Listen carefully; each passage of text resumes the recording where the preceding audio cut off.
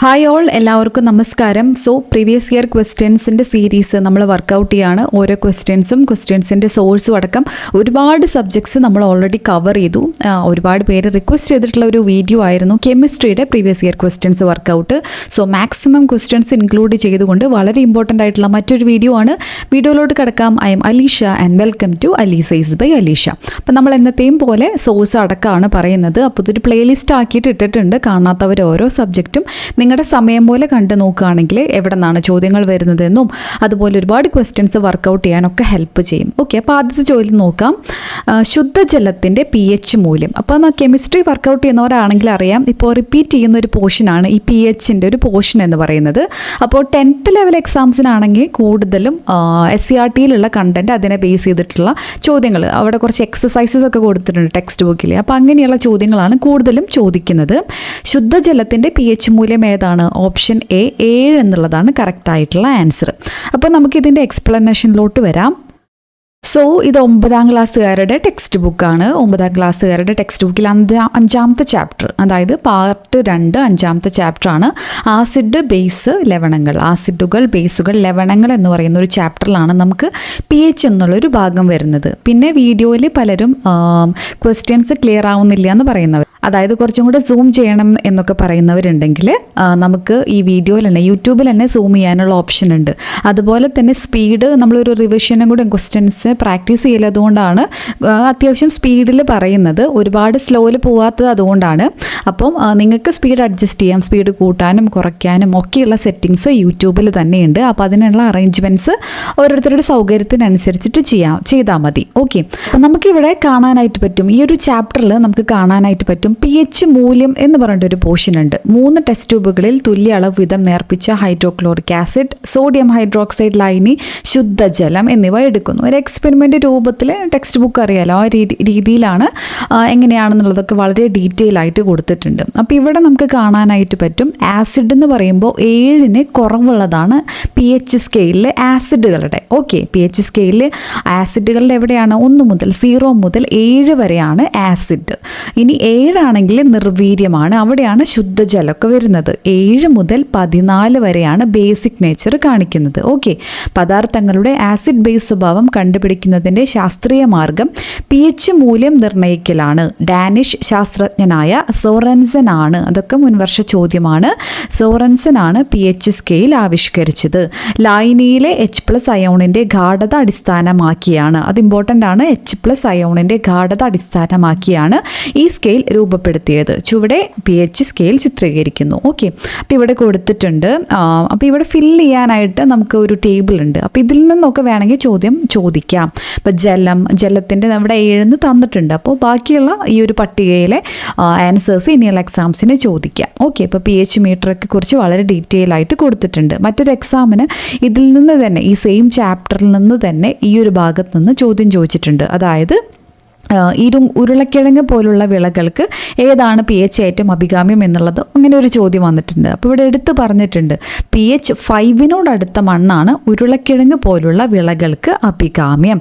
Okay, അപ്പം ഇങ്ങനെയുള്ള ഫാക്ട്സൊക്കെ SCRTയിൽ നിന്ന് വന്നിട്ടുള്ള ഫാക്ട്സ് ആണ്, വളരെ ഇമ്പോർട്ടൻ്റ് ആണ്. pH ഇപ്പോൾ റിപ്പീറ്റഡ്ലി ചോദിക്കുന്ന ഒരു ഭാഗമായതുകൊണ്ട് വളരെയധികം ശ്രദ്ധിച്ച് പഠിക്കേണ്ട ഒരു പോർഷനാണ്. അപ്പോൾ അതുപോലെ തന്നെ ഈ ഒരു ചാപ്റ്ററിൽ ഇമ്പോർട്ടൻ്റ് ആയിട്ടുള്ള മറ്റൊരു ഭാഗമാണ് ആസിഡ് റെയിനെ കുറിച്ച് പറയുന്നുണ്ട്. എന്താണ് ആസിഡ് റെയിൻ എന്നുള്ളത്? നമുക്കിവിടെ കാണാം, ഫാക്ടറികൾ, മോട്ടോർ വാഹനങ്ങൾ, താപവൈദ്യുത നിലയങ്ങൾ എന്നിവ അധികമുള്ള സ്ഥലങ്ങളിൽ വായുമലിനീകരണ സാധ്യത വളരെ കൂടുതലാണ്. അത്തരം മേഖലകളിൽ സൾഫർ ഡയോക്സൈഡ്, നൈട്രജൻ ഡയോക്സൈഡ് പോലുള്ള വാതകങ്ങൾ ധാരാളമായി അന്തരീക്ഷ വായുവിൽ എത്തിച്ചേരുന്നു. ഇത്തരം വാതകങ്ങൾ മഴവെള്ളത്തിൽ ലയിച്ച് ആസിഡുകളായി ഭൂമിയിലെത്തുന്നു. ഇതാണ് അമ്ലമഴ അല്ലെങ്കിൽ ആസിഡ് റെയിൻ.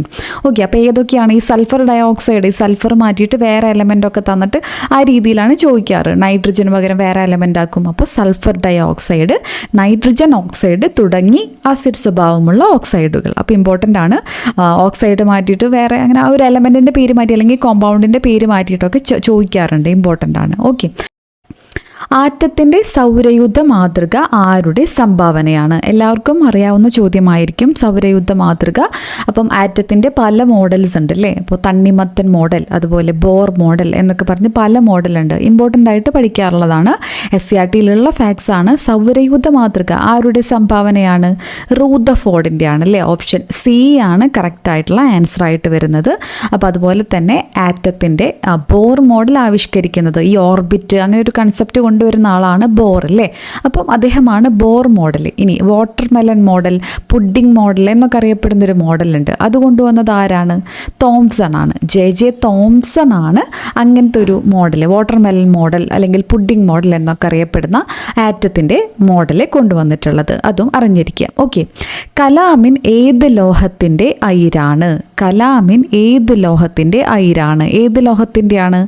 സിങ്കിൻ്റെ ആണ് അല്ലേ? സിങ്ക് ആണ്. ഓപ്ഷൻ ഡി ആണ് കറക്റ്റ് ആയിട്ടുള്ള ആൻസർ. അപ്പം ഇതിന് ചെറിയ കണക്ഷൻ പറയാൻ വേണ്ടിയിട്ട് നമ്മളിപ്പോൾ പാത്രങ്ങളൊക്കെ കലമൊക്കെ കഴുകുന്നത് സിങ്കിൻ്റെ അകത്ത് വെച്ചിട്ടാണ് അല്ലേ? അപ്പോൾ ആ രീതിയിൽ കണക്ഷൻ പറയാറുണ്ട്. അപ്പോൾ ഇമ്പോർട്ടൻ്റ് ആണ്, ചോദ്യങ്ങൾ വരാറുള്ള ഒരു ഭാഗമാണ് ലോഹവും അതിൻ്റെ അയിരുകൾ ഏതൊക്കെയാണെന്നുള്ളത്. അപ്പോൾ നമുക്ക് കുറച്ച് അതും കൂടെ നോക്കുകയാണെങ്കിൽ അലുമിനിയത്തിൻ്റെ അയിരുകളാണ് ബോക്സൈറ്റ്, ക്രയോലൈറ്റ്. ഏതൊക്കെയാണ്? അലുമിനിയത്തിൻ്റെ അയിരുകളാണ് ബോക്സൈറ്റ്, ക്രയോലൈറ്റ്. അപ്പോൾ റിലേറ്റഡ് ഫാക്ട്സ് പറയുന്നത് ഹെൽപ്ഫുൾ ആയതുകൊണ്ടാണ്, നിങ്ങൾക്കൊരു റിവിഷൻ പോലെ ആയിക്കോട്ടെ എന്ന് വെച്ചിട്ടാണ് പറയുന്നത്. ഓക്കെ, അപ്പോൾ അലുമിനിയത്തിൻ്റെ ഏതൊക്കെയാണ്? Bauxite, cryolite.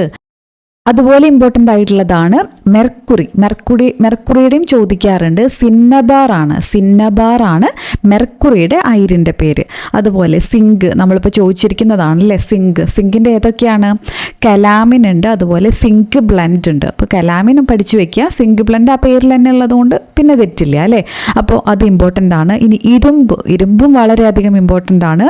Haematite, magnetite, iron പൈററ്ററ്റ്സ്, siderite എല്ലാം ഇമ്പോർട്ടൻ്റ് ആണ്. സിമ്പിളായിട്ടും ചോദിക്കാറുണ്ട് ഏതൊക്കെയാണ് ഇരുമ്പിൻ്റെ എന്നുള്ള രീതിയിലൊക്കെ ചോദിക്കാറുണ്ട്. ഇരുമ്പിൻ്റെ ഹേമറ്റൈറ്റ്, മാഗ്നറ്റൈറ്റ്, അയൺ പൈററ്റസ്, സിഡറൈറ്റ് എല്ലാം ഇമ്പോർട്ടൻ്റ് ആണ്. പിന്നെ ചോദിക്കാറുള്ളതാണ് ലെഡ് അല്ലെങ്കിൽ കറുത്തീയം എന്ന് നമ്മൾ പറയല്ലേ? അതിൻ്റെ അയിരിൻ്റെ പേരെന്താണ്? ഗലീനയാണ് ലെഡിൻ്റെ അയിരിൻ്റെ പേരെന്ന് പറയുന്നത്. അതുപോലെ ചെമ്പ്, കോപ്പർ ഉണ്ട് അല്ലേ? കോപ്പറിൻ്റെയാണ് മാലക്കൈറ്റ്, കുപ്രൈറ്റ് എന്നൊക്കെ പറയുന്നത്. Malachite, cuprite. അപ്പോൾ ചെമ്പ് കോപ്പറാണെന്നറിയാം. അപ്പോൾ കോപ്പർ സിയോ ആ രീതിയിൽ കണക്ട് ചെയ്യാം. ചെമ്പിൻ്റെ മാലയാണെന്നോ ആ രീതിയിൽ വേണമെങ്കിൽ കണക്ട് ചെയ്യാം. മാലക്കൈറ്റ്, കുപ്രൈറ്റ് ഒക്കെയാണ് ചെമ്പിൻ്റെ പറയുന്നത്. അപ്പോൾ ഇത്രയാണ് നമ്മൾ അറിഞ്ഞിരിക്കേണ്ട കുറച്ച് മെറ്റൽസും അതിൻ്റെ അയിരുകളുടെ പേരെന്ന് പറയുന്നത്. ഇനി അടുത്ത ചോദ്യം നോക്കാം. ഉത്കൃഷ്ടവാതകങ്ങൾ ആധുനിക പീരിയോഡിക് ടേബിളിൽ ഏത് ഗ്രൂപ്പിൽ ഉൾപ്പെടുന്നു? Inert gases. അപ്പോൾ പീരിയോഡിക് ടേബിൾ ഒരു ചാപ്റ്റർ തന്നെയുണ്ട്, വളരെയധികം ഇമ്പോർട്ടൻ്റ് ആണ്. അതിലോട്ട് നമുക്ക് വരാം. ഉത്കൃഷ്ടവാതകങ്ങൾ എന്ന് പറയുമ്പോൾ ഇനേർട്ട് ഗ്യാസസ് അല്ലെങ്കിൽ അലസവാതകങ്ങൾ അല്ലേ?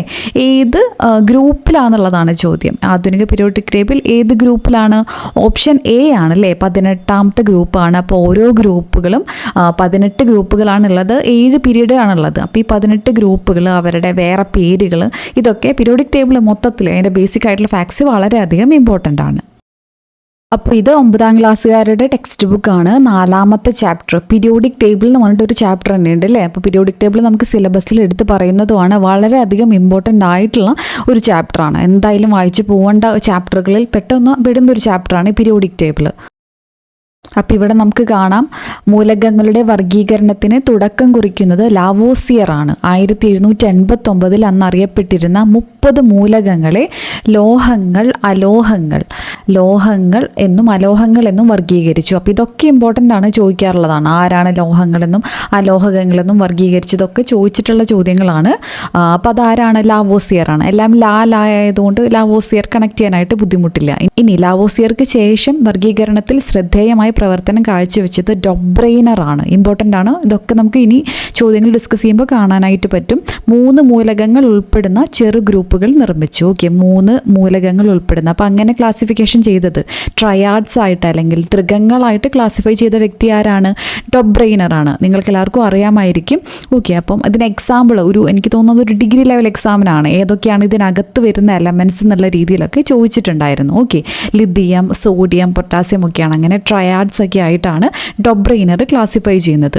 ഇങ്ങനെ ഈ ത്രികങ്ങളുടെ പ്രത്യേകത എന്താണ്? ഒന്നാമത്തെയും മൂന്നാമത്തെയും മൂലകങ്ങളുടെ ആറ്റോമിക് മാസിൻ്റെ, അപ്പോൾ ആറ്റോമിക് മാസ് എന്നുള്ള വാക്ക് ഇമ്പോർട്ടൻ്റ് ആണ്. ഏകദേശ ശരാശരിയാണ് മധ്യഭാഗത്ത് വരുന്ന മൂലകത്തിൻ്റെ ആറ്റോമിക് മാസ്. ഇപ്പോൾ ഇവിടെ ലിഥിയം പൊട്ടാസ്യം നോക്കുകയാണെങ്കിൽ ഏകദേശ ശരാശരി ആയിട്ടുള്ള ആറ്റോമിക് മാസ് വരുന്ന എലമെൻറ്റ്, അങ്ങനെയുള്ള ഒരു രീതിയിലാണ് ത്രികങ്ങളായിട്ട് ക്ലാസിഫൈ ചെയ്യുന്നത്. ഓക്കെ, അപ്പം അതിന് പരിമിതിയുണ്ട്. അപ്പോഴാണ് ന്യൂ ലാൻസ് 1866 ന്യൂ ലാൻസ് എന്നറിയപ്പെട്ടിരുന്ന അപ്പം എത്ര മൂലകങ്ങളെയാണെന്നുള്ളതൊക്കെ ചോദിച്ചിട്ടുണ്ട്. 56 മൂലകങ്ങളെ ക്രമമായി എഴുതിയപ്പോൾ 8ാമത് വരുന്ന മൂലകം ആദ്യത്തിൻ്റെ ആവർത്തനമാണ്. അപ്പോൾ സംഗീതത്തിലെ സപ്തസ്വരങ്ങളുമായി താരതമ്യം ചെയ്തു. അപ്പോൾ ഈ നിയമമാണ് അഷ്ടമ നിയമം അല്ലെങ്കിൽ ലോ ഓഫ് ഒക്ടേവ്സ് എന്നറിയപ്പെടുന്നത്. ഓക്കെ, അപ്പോൾ ആറ്റോമിക് മാസ് കൂടിയ മൂലകങ്ങളിൽ ഇത് പാലിക്കപ്പെടുന്നില്ല എന്നുള്ളത് ഇതിൻ്റെ ഒരു ലിമിറ്റേഷനായിട്ട് അപ്പോൾ ഇങ്ങനെ രേഖപ്പെടുത്തപ്പെട്ടു. അപ്പോൾ ഇങ്ങനെ അഷ്ടകങ്ങളായിട്ട് ക്ലാസിഫൈ ചെയ്തത് ന്യൂ ലാൻസ് ആണ്. ന്യൂ ലാൻസിൻ്റെ അഷ്ടകങ്ങൾ. ത്രികങ്ങൾ എന്ന് ചോദിച്ചാൽ അത് ഡൊബ്രെയിനറാണ്. അപ്പോൾ അങ്ങോട്ടും ഇങ്ങോട്ടൊന്നും മാറിപ്പോവരുത്. അപ്പോൾ ആറ്റോമിക് മാസ്സാണ് ഇപ്പോൾ ഈ ഒരു സമയത്തൊക്കെ ക്ലാസിഫൈ ചെയ്യാനായിട്ട് യൂസ് ചെയ്യേണ്ടായിരുന്നത്. ഓക്കെ, ഇനി മൂലവർഗീകരണത്തിന് ആദ്യമായി ഒരു ടേബിൾ ഉണ്ടാക്കിയത് ദിമിത്രി ഇവാനോവിച്ച് മെൻഡലീവ് ആണ്. ഓക്കെ, അപ്പോൾ പീരിയോഡിക് ടേബിളിൻ്റെ ഫാദർ എന്നറിയപ്പെടുന്ന വ്യക്തി ആരാണ്?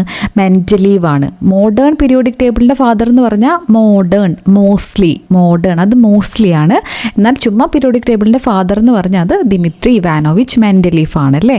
ഓക്കെ, അപ്പം അദ്ദേഹത്തിൻ്റെ മൂലവർഗീകരണത്തിൻ്റെ ചരിത്ര വഴികളിൽ നാഴികക്കല്ലായി മാറിയ പീരിയോഡിക് ടേബിൾ നിർമ്മിക്കുമ്പോൾ 63 മൂലകങ്ങളാണ് ഉണ്ടായിരുന്നത്. ഇങ്ങനെയുള്ള ഫാക്ട്സ് ഒക്കെ ഇമ്പോർട്ടൻ്റ് ആണ്. ഇനി ആധുനിക പീരിയോഡിക് നിയമം 1869 മെൻഡലീവ് പീരിയോഡിക് ടേബിൾ തയ്യാറാക്കുമ്പോൾ ആറ്റം ഘടനയെക്കുറിച്ചോ മൗലിക കണങ്ങളെക്കുറിച്ചോ ധാരണ രൂപപ്പെട്ടിരുന്നില്ല.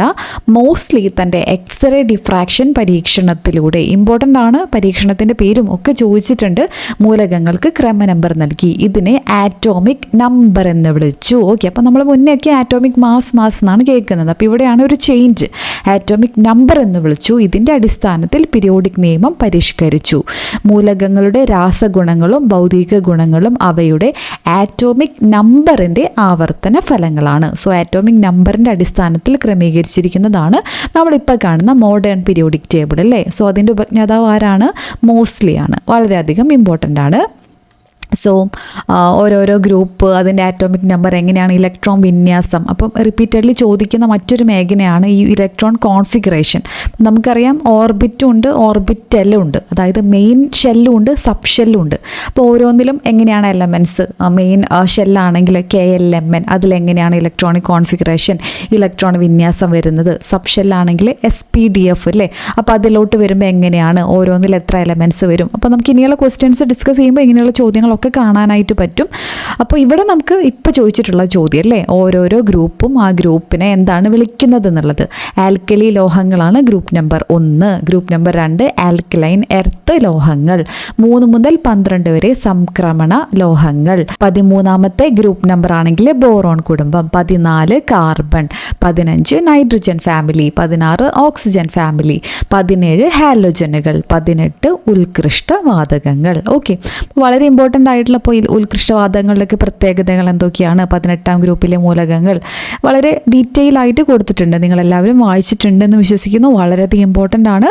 ഹൈഡ്രജൻ്റെയും ഇമ്പോർട്ടൻസിനെ കുറിച്ചിട്ടൊക്കെ കൊടുത്തിട്ടുള്ള വളരെയധികം ഇമ്പോർട്ടൻ്റ് ആയിട്ടുള്ള ഒരു ചാപ്റ്ററാണ്. ഓക്കെ, അപ്പോൾ നമ്മൾ കഴിഞ്ഞ വീഡിയോയിൽ ഈ ഒരു പുസ്തകത്തിൻ്റെ റിവ്യൂ ചെയ്തിട്ടുണ്ടായിരുന്നില്ലേ. അപ്പോൾ നിങ്ങൾ കുറച്ച് പേരെങ്കിലും വീഡിയോ കണ്ടിട്ടുണ്ടാവും മേ ബി. അപ്പോൾ PSC പ്രീവിയസ് ഇയർ ക്വസ്റ്റ്യൻസിൻ്റെ സോഴ്സ് കണ്ടുപിടിക്കുന്ന വളരെ ഇമ്പോർട്ടൻ്റ് ആയിട്ടുള്ള ഒരു ബുക്കാണ്. റീസെൻ്റ് ആയിട്ട് ഇറങ്ങിയതിൽ വെച്ചിട്ട് ഏറ്റവും ട്രെൻഡിങ് ആയിട്ടുള്ള ഒരു പുസ്തകമാണ് അല്ലേ, PSC സോഴ്സ് ഫൈൻഡർ എന്ന് പറഞ്ഞിട്ടുള്ള ഒരു പുസ്തകം. അപ്പോൾ നമ്മൾ ഇതിനെക്കുറിച്ചിട്ട് വളരെ ഡീറ്റെയിൽ ആയിട്ട് കഴിഞ്ഞൊരു വീഡിയോയിൽ സംസാരിച്ചിട്ടുണ്ടായിരുന്നു. അപ്പോൾ സോഡിയക് അക്കാഡമിയാണ് ഇത് പബ്ലിഷ് ചെയ്യുന്നത്. അപ്പോൾ സോഡിയക് അക്കാഡമി ആ ഒരു വീഡിയോയിന് ശേഷം എന്നെ കോൺടാക്ട് ചെയ്തിട്ടുണ്ടായിരുന്നു. അപ്പോൾ ഒരു കിടിലം ഓഫർ നമ്മുടെ സബ്സ്ക്രൈബേഴ്സിന് വേണ്ടി മാത്രം നൽകാനായിട്ട് അവർ ഇൻട്രസ്റ്റഡ് ആണ്. അപ്പം സോഡിയക് PSC പബ്ലിക്കേഷൻസിൻ്റെ ഈ ഒരു സോഴ്സ് ഫൈൻഡർ, അപ്പോൾ കഴിഞ്ഞ വീഡിയോ കാണാത്തവർക്ക് വേണ്ടിയിട്ട് ജസ്റ്റ് ഒന്ന് പറയാം. ഓരോ ക്വസ്റ്റ്യൻസിൻ്റെയും സോഴ്സ് അടക്കം, അതായത് ഏകദേശം ഒരു 16 ക്വസ്റ്റ്യൻ പേപ്പറുകൾ ഇവിടെ ഇൻഡെക്സിൽ നിങ്ങൾക്ക് കാണാനായിട്ട് പറ്റും.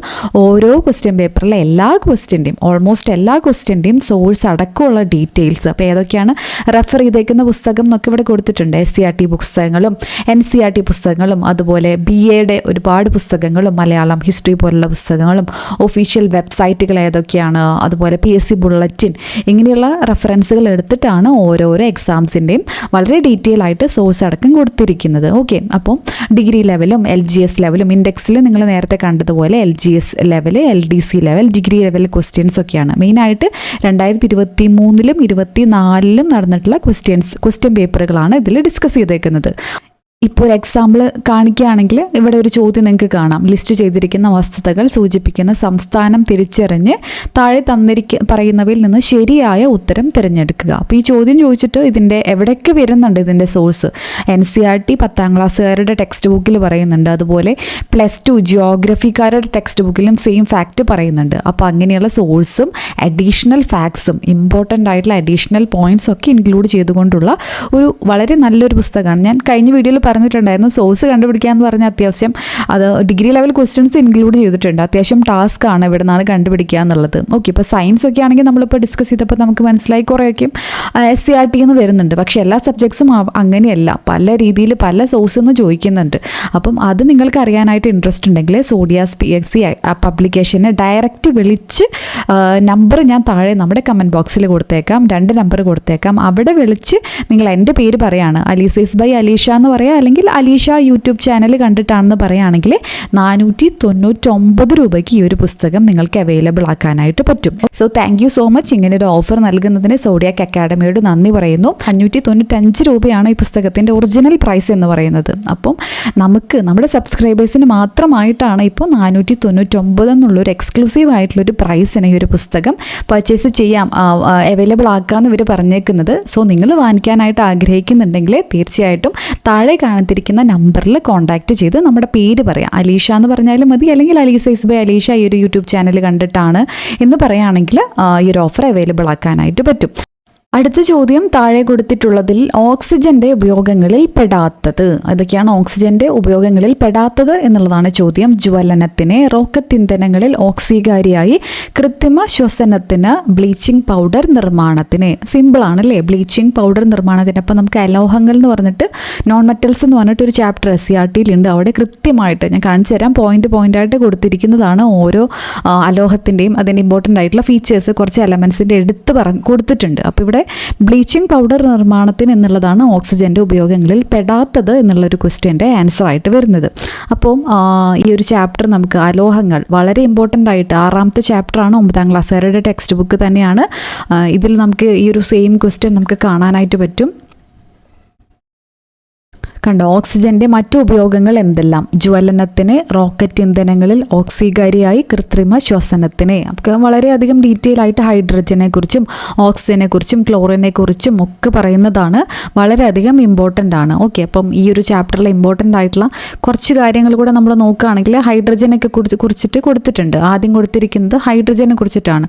അതുപോലെ ഇമ്പോർട്ടൻ്റ് ആയിട്ട് ചോദിക്കാറുള്ള മറ്റൊരു എന്താ പറയുക, ഈ ഒരു ഇമേജ് ഉണ്ടല്ലോ, വളരെ ഇമ്പോർട്ടൻ്റ് ആയിട്ട് ഈ പെർസെൻറ്റേജ് അടക്കം ചോദിച്ചിട്ടുള്ളതാണ്. ഓക്കെ, അന്തരീക്ഷ വായുവിൽ ഏറ്റവും കൂടുതൽ അളവിൽ അടങ്ങിയിരിക്കുന്ന വാതകം ഏതാണ്? റിപ്പീറ്റഡ്ലി ചോദിക്കുന്നതാണ്, നൈട്രജൻ ആണ്. അപ്പം അന്തരീക്ഷ വായുവിലാണെങ്കിൽ നൈട്രജൻ ആണ്. 78% ഓക്സിജൻ 20.95% ആണ്. അപ്പോൾ പെർസെൻറ്റേജ് അടക്കമൊക്കെ ചില എക്സാംസിന് ചോദിച്ചിട്ടുണ്ട്. ആർഗൺ ആണെങ്കിൽ അപ്പോൾ ആദ്യത്തെ 3 എണ്ണം ഏതാണ് ഓർഡർ ആക്കാനൊക്കെ ചോദിച്ചിട്ടുണ്ട്. ഏറ്റവും കൂടുതൽ നൈട്രജൻ, പിന്നെ oxygen, argon, carbon dioxide, പിന്നെ മറ്റുള്ളവ. അപ്പോൾ ഏകദേശം ഒരു ഓർഡർ, നൈട്രജൻ കഴിഞ്ഞാൽ ഓക്സിജൻ, നൈട്രജൻ്റെയും ഓക്സിജൻ്റെയും ഒക്കെ പെർസെൻറ്റേജും വളരെയധികം ഇമ്പോർട്ടൻ്റ് ആണ്.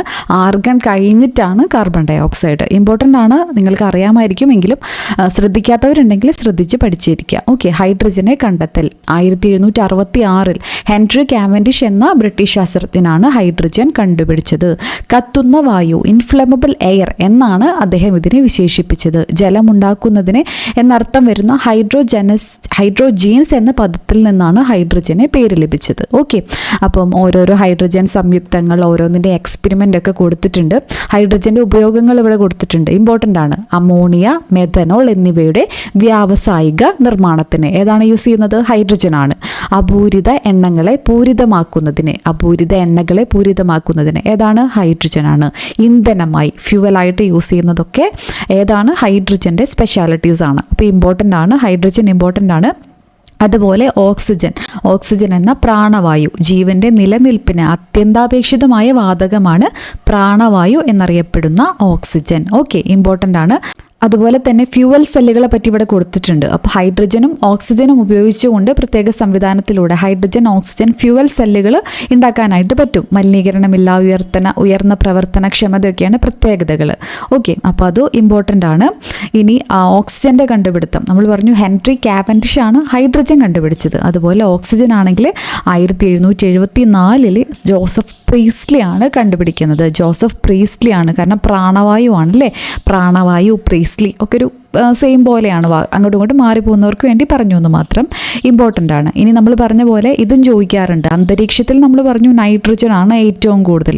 അപ്പോൾ ഭൂവൽക്കത്തിൽ 45 മുതൽ 50% കാണുന്നുണ്ട്. ഭൂവൽക്കത്തിൽ കാണുന്ന ഏറ്റവും കൂടുതലായിട്ട് കാണുന്നത് ഏത് എലമെൻ്റ് ആണ്? ഭൂവൽക്കത്തിൽ കാണുന്നത് ഓക്സിജൻ ആണ്. അപ്പോൾ അത് ശ്രദ്ധിക്കുക.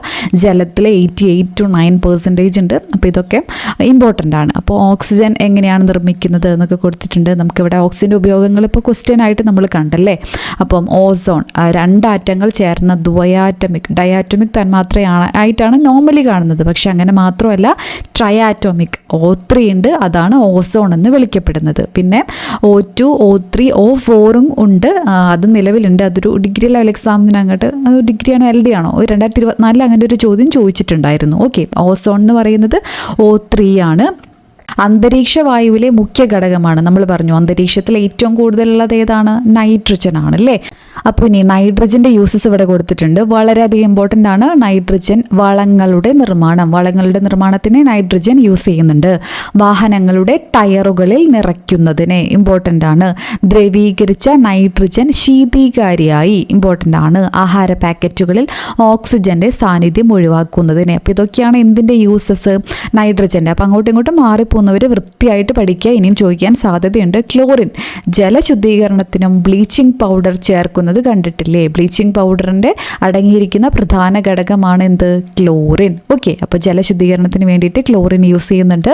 എല്ലാവർക്കും അറിയാമെന്ന് വിചാരിക്കുന്നു. ക്ലോറിൻ്റെ കണ്ടെത്തൽ 1774 കാൾ വില്യം ഷീലെ എന്ന ശാസ്ത്രജ്ഞനാണ് ക്ലോറിൻ എന്ന വാതകം കണ്ടുപിടിക്കുന്നത്. ക്ലോറിൻ്റെ നിർമ്മാണത്തെ പറ്റിയിട്ട് പറയുന്നുണ്ട്. ഉപയോഗങ്ങൾ ഇമ്പോർട്ടൻ്റ് ആണ്. ബ്ലീച്ചിങ്ങിന്, കീടനാശിനി നിർമ്മിക്കുന്നതിന്, തുണികളിലെ മറ്റും കറ കളയുന്നതിന്, ജലശുദ്ധീകരണത്തിന്, ബ്ലീച്ചിങ് പൗഡർ നിർമ്മാണത്തിനൊക്കെയാണ് മെയിനായിട്ട് ക്ലോറിൻ യൂസ് ചെയ്യുന്നത്. ഓക്കെ, അടുത്ത ചോദ്യം ഉമിനീരിൻ്റെ pH മൂല്യം. അപ്പോൾ നമ്മൾ നേരത്തെ പറഞ്ഞ പോലെ pH എന്നുള്ളത് സിലബസിൽ എടുത്ത് പറഞ്ഞിട്ടുമുണ്ട്, ചോദിക്കുന്ന ഒരു ഭാഗമാണ്. ഉമിനീരിൻ്റെ pH മൂല്യം എത്രയാണ്? 6.2 to 7.6. ഓപ്ഷൻ D ആണ് കറക്റ്റ് ആയിട്ടുള്ള ആൻസർ ആയിട്ട് വരുന്നത്. അപ്പോൾ നമുക്ക് കുറച്ചിൻ്റെയും കൂടെ എന്ത് നോക്കാം, pH എത്രയാണ് വാല്യൂ വരുന്നത് എന്നുള്ളത് നോക്കാം. അപ്പോൾ നമ്മൾ നേരത്തെ പറഞ്ഞതുപോലെ തന്നെ pH E7 എന്ന് പറയുന്നതാണ് ന്യൂട്രൽ. അതിനുശേഷം അതിന് കുറവാണെങ്കിൽ ഇതാണ് ആസിഡിൻ്റെ റേഞ്ച്. അപ്പം ഇങ്ങോട്ട് പോകും തോറും വീര്യം കൂടി വരും. ഓക്കെ, അപ്പോൾ അതായത് കുറയും തോറും വീര്യം കൂടി വരും. 0 എന്ന് പറയുമ്പോൾ അത് സൂപ്പറായിട്ടുള്ള ആസിഡാണ്, അത്രയും പവർഫുള്ളാണ് HCl. അതുപോലെ തന്നെ ആൽക്കലി ആണ് 8 to 14. നമ്മൾ നേരത്തെ പറഞ്ഞതാണ്. ഇങ്ങോട്ട് പോകും തോറും അത്രയും നല്ല ആൽക്കലി ആവും. ഓക്കെ, അപ്പോൾ നമ്മൾ പറഞ്ഞ പോലെ വെള്ളത്തിൻ്റെ 7 ആണ്. അതുപോലെ മിൽക്കൊക്കെ എത്രയാണ്? ഏകദേശം റേഞ്ച് വരുന്നത് 6 ആണ്. അപ്പോൾ എക്സാക്ട് റേഞ്ച് അല്ല, നമ്മൾ പറഞ്ഞ മാതിരി ഒരു ചിലപ്പോൾ ഓപ്ഷനിൽ 5.62 ആ രീതിയിലൊക്കെ ആവും ചിലപ്പോൾ തരുന്നുണ്ടാവുക. ഏകദേശം ഒരു റേഞ്ച് അറിഞ്ഞിരിക്കുക. മിൽക്കിൻ്റെ, പാലിൻ്റെ 6 ആണ്. ആണ് കോഫിയൊക്കെ വരുന്നത്. വൈനൊക്കെ ആണെങ്കിൽ 4, 3 പോയിന്റ് സംതിങ് അങ്ങനെയൊക്കെയാണ് വരുന്നത്. വിനെഗർ, ലെമൺ ജ്യൂസ് എന്നൊക്കെ പറയുമ്പോൾ നല്ല ആസിഡ് ആണല്ലേ. അപ്പം അത് 2 ആണ്. ഓക്കെ, അപ്പോൾ 2 ആണ്. സ്റ്റൊമക്കിൽ നമുക്കറിയാം, സ്റ്റൊമക്കിൽ ഹൈഡ്രോക്ലോറിക് ആസിഡ് ഒക്കെ ഉണ്ടല്ലേ. സോ അതിൻ്റെയൊക്കെ വരുന്നത് 0, 1 ആ ഒരു റേഞ്ചാണ് വരുന്നത്. അപ്പോൾ ഇവിടെയും സോപ്പൊക്കെ ആണെങ്കിൽ ആൽക്കലിയാണ്. ബേക്കിംഗ് സോഡ എന്നൊക്കെ പറയുന്നത് ആൽക്കലിയാണ്. ബേക്കിംഗ് സോഡയൊക്കെ ആണെങ്കിൽ 9 ആണ് വരുന്നത്. അതുപോലെ ബ്ലഡ് 7.4 എടുത്ത് ചോദിക്കാറുണ്ട്. ബ്ലഡ് ഇമ്പോർട്ടൻ്റ് ആണ്. അപ്പം ഇവിടെ നമുക്ക് കാണാം ലെമൺ ജ്യൂസ് 2 എന്ന് പറയുമ്പോൾ ഏതാണ് നേച്ചർ? ആസിഡ് നേച്ചറാണ്. ക്യാരറ്റ് ജ്യൂസ് ജ്യൂസ് 5.6 അതും ആസിഡാണ്. കോഫി 5 ഏകദേശം. ടൊമാറ്റോ ജ്യൂസ് 4 ആസിഡാണ്. വാട്ടർ 7. സോഡിയം ഹൈഡ്രോക്സൈഡ് 14 എന്ന് പറയുമ്പോൾ ആൽക്കലിയാണ് അല്ലേ. ഹൈഡ്രോക്ലോറിക് ആസിഡ് 1 എന്ന് പറയുമ്പോൾ ആസിഡാണ്. അപ്പോൾ കുറച്ച് ഇതിൻ്റെ തന്നു മാത്രം, കാരണം ഈ ഭാഗത്തു നിന്ന് ചോദിക്കുന്നുണ്ട്. ആറ്റത്തിലെ ചാർജില്ലാത്ത കണമായ ന്യൂട്രോണിനെ കണ്ടെത്തിയ ശാസ്ത്രജ്ഞൻ ആരാണ്? ന്യൂട്രോണിനെ കണ്ടുപിടിച്ചത്? ഒരു ചെറിയൊരു കണക്ഷൻ വരും അല്ലേ, പെൻ RTC എന്ന് പറഞ്ഞിട്ടൊരു കണക്ഷൻ പറയാറുണ്ട്. PEN, pen RTC. അതങ്ങ് പഠിച്ചു വയ്ക്കുകയാണെങ്കിൽ അതിലത്തെ പ്രോട്ടോണിനെ കണ്ടുപിടിച്ചത് റൂദർഫോർഡാണ്. ഇലക്ട്രോണിനെ കണ്ടുപിടിച്ചത് JJ തോംസൺ ആണ്. അതുപോലെ ന്യൂട്രോണിനെ കണ്ടുപിടിച്ചത് ആരാണ്? ചാഡ്വിക് ആണ്. പെൻ RTC ചാഡ്വിക് ആണ്. അപ്പോൾ ജെയിംസ് ചാഡ്വിക്, ഓപ്ഷൻ C ആണ് ഇവിടെ കറക്റ്റ് ആയിട്ടുള്ള ആൻസർ ആയിട്ട് വരുന്നത്. അപ്പം പ്രീവിയസ് ഇയർ ക്വസ്റ്റ്യൻസ് പ്രയാണം ഇന്നലകളിലൂടെ എന്ന ടെലഗ്രാം ചാനലിൽ എല്ലാ എക്സാംസിൻ്റെയും question papers with answer key അവർ ഷെയർ ചെയ്യുന്നുണ്ട്. ടെലഗ്രാം ചാനലിൽ നിങ്ങൾക്ക് ജോയിൻ ചെയ്യാനായിട്ട് താല്പര്യം ഉണ്ടെങ്കിൽ ജോയിൻ ചെയ്യാം. ഓക്കെ, ലിങ്ക് താഴെ കൊടുത്തേക്കാം, ഡിസ്ക്രിപ്ഷനിൽ കൊടുത്തേക്കാം. അയിരുകളെയും അതുപോലെ തന്നെ നമ്മൾ എടുക്കുന്ന ക്ലാസ്സുകളുടെ ഇപ്പോൾ ഇതിൻ്റെയൊക്കെ PDF ഒക്കെ അവൈലബിൾ ആവണമെങ്കിൽ അതുപോലെ ഇമ്പോർട്ടൻ്റ് ആയിട്ടുള്ള പോയിന്റ്സ് നമ്മൾ ടെലഗ്രാം ത്രൂ ഡിസ്കസ് ചെയ്യുന്നുണ്ട്. നമ്മുടെ ടെലഗ്രാം ചാനലിൻ്റെ ലിങ്കും കൂടെ നമ്മുടെ ഡിസ്ക്രിപ്ഷൻ ബോക്സിൽ ചെക്ക് ചെയ്യുകയാണെങ്കിൽ അവൈലബിൾ ആയിട്ട് കിട്ടും. അപ്പോൾ പലരും കിട്ടില്ല എന്ന് പറയുന്നുണ്ട്. അലീസീസ് ബൈ അലീഷ, ഫുൾ ക്യാപിറ്റൽ ലെറ്റേഴ്സിലാണ്, സെർച്ച് ചെയ്താലും മതി, കിട്ടും. ഓക്കെ, അടുത്തത് അയിരുകളെയും ധാതുക്കളെയും സംബന്ധിച്ച് ശരിയായ പ്രസ്താവനകൾ ഏതെല്ലാം? ഇതൊക്കെ SCRTയിലുള്ള ഫാക്ട്സ് ആണ്. എല്ലാ അയിരുകളും ധാതുക്കളാണ്, എല്ലാ ധാതുക്കളും അയിരുകളല്ല. അപ്പോൾ ഇതിലേതാണ് ശരിയായിട്ടുള്ള സ്റ്റേറ്റ്മെൻറ്റ്? 2 സ്റ്റേറ്റ്മെൻറ്റും കറക്റ്റാണ്. എല്ലാ അയിരുകളും ധാതുക്കളാണ്, അത് ശരിയാണ്. എല്ലാ ധാതുക്കളും അയിരുകളല്ല. സോ ഓപ്ഷൻ A, 2 സ്റ്റേറ്റ്മെൻറ്റും ശരിയാണ് എന്നുള്ളതാണ് കറക്റ്റ് ആയിട്ടുള്ള ആൻസർ. പരസ്പര ബന്ധമില്ലാത്തത് തിരിച്ചറിയുക. സോഡിയം ആൽക്കലി ലോഹം. അപ്പോൾ നമ്മൾ പറഞ്ഞിട്ടുണ്ടായിരുന്നു ആൽക്കലി മെറ്റൽസ് എന്ന് പറയുമ്പോൾ എന്താണ്? 1ാം ഗ്രൂപ്പാണ്. ആൽക്കലൈൻ എർത്ത് മെറ്റൽസ് എന്ന് പറയുമ്പോൾ 2ാമത്തെ ഗ്രൂപ്പാണ്. ഓരോന്നിൻ്റെ നമ്മൾ പറഞ്ഞിട്ടുണ്ടായിരുന്നു. അപ്പോൾ അവിടെ നിന്നാണ് ചോദ്യം വന്നേക്കുന്നത്. സോഡിയം ആൽക്കലി ലോഹം, കാൽസ്യം സംക്രമണ ലോഹം, അലുമിനിയം ബോറോൺ കുടുംബം, ക്ലോറിൻ ഉത്കൃഷ്ടവാതകം. അപ്പം ഏറ്റവും ഇമ്പോർട്ടൻ്റ് ആയിട്ടുള്ള എലമെൻസിൻ്റെ ആറ്റോമിക് നമ്പർ, പീരിയോഡിക് ടേബിളിലെ പൊസിഷൻ, ഒരു ബേസിക് ഐഡിയ, ഒരു 30 വരെയുള്ള എലമെൻറ്റ്സ് ഒന്ന് നോക്കി വയ്ക്കാൻ പോവുകയാണെങ്കിൽ ഏറ്റവും മിനിമത്തെ കാര്യമാണ് പറയുന്നത്. അത് നല്ലതാണ്. ഓക്കെ, ഏകദേശം ഒരു ധാരണ ഉണ്ടെങ്കിൽ പല രീതിയിൽ കോൺഫിഗറേഷൻ എഴുതാനും അല്ലെങ്കിൽ പല രീതിയിൽ നമുക്ക് ചോദിക്കുന്നുണ്ട്. അപ്പോൾ ഇതിൻ്റെ ആൻസർ എന്താണ്? കറക്റ്റ് ആയിട്ടുള്ള ആൻസർ ഓപ്ഷൻ D ആണല്ലേ. ബന്ധമില്ലാത്തത് തിരിച്ചറിയാനുള്ളതാണ് ഇവിടെ ചോദ്യം.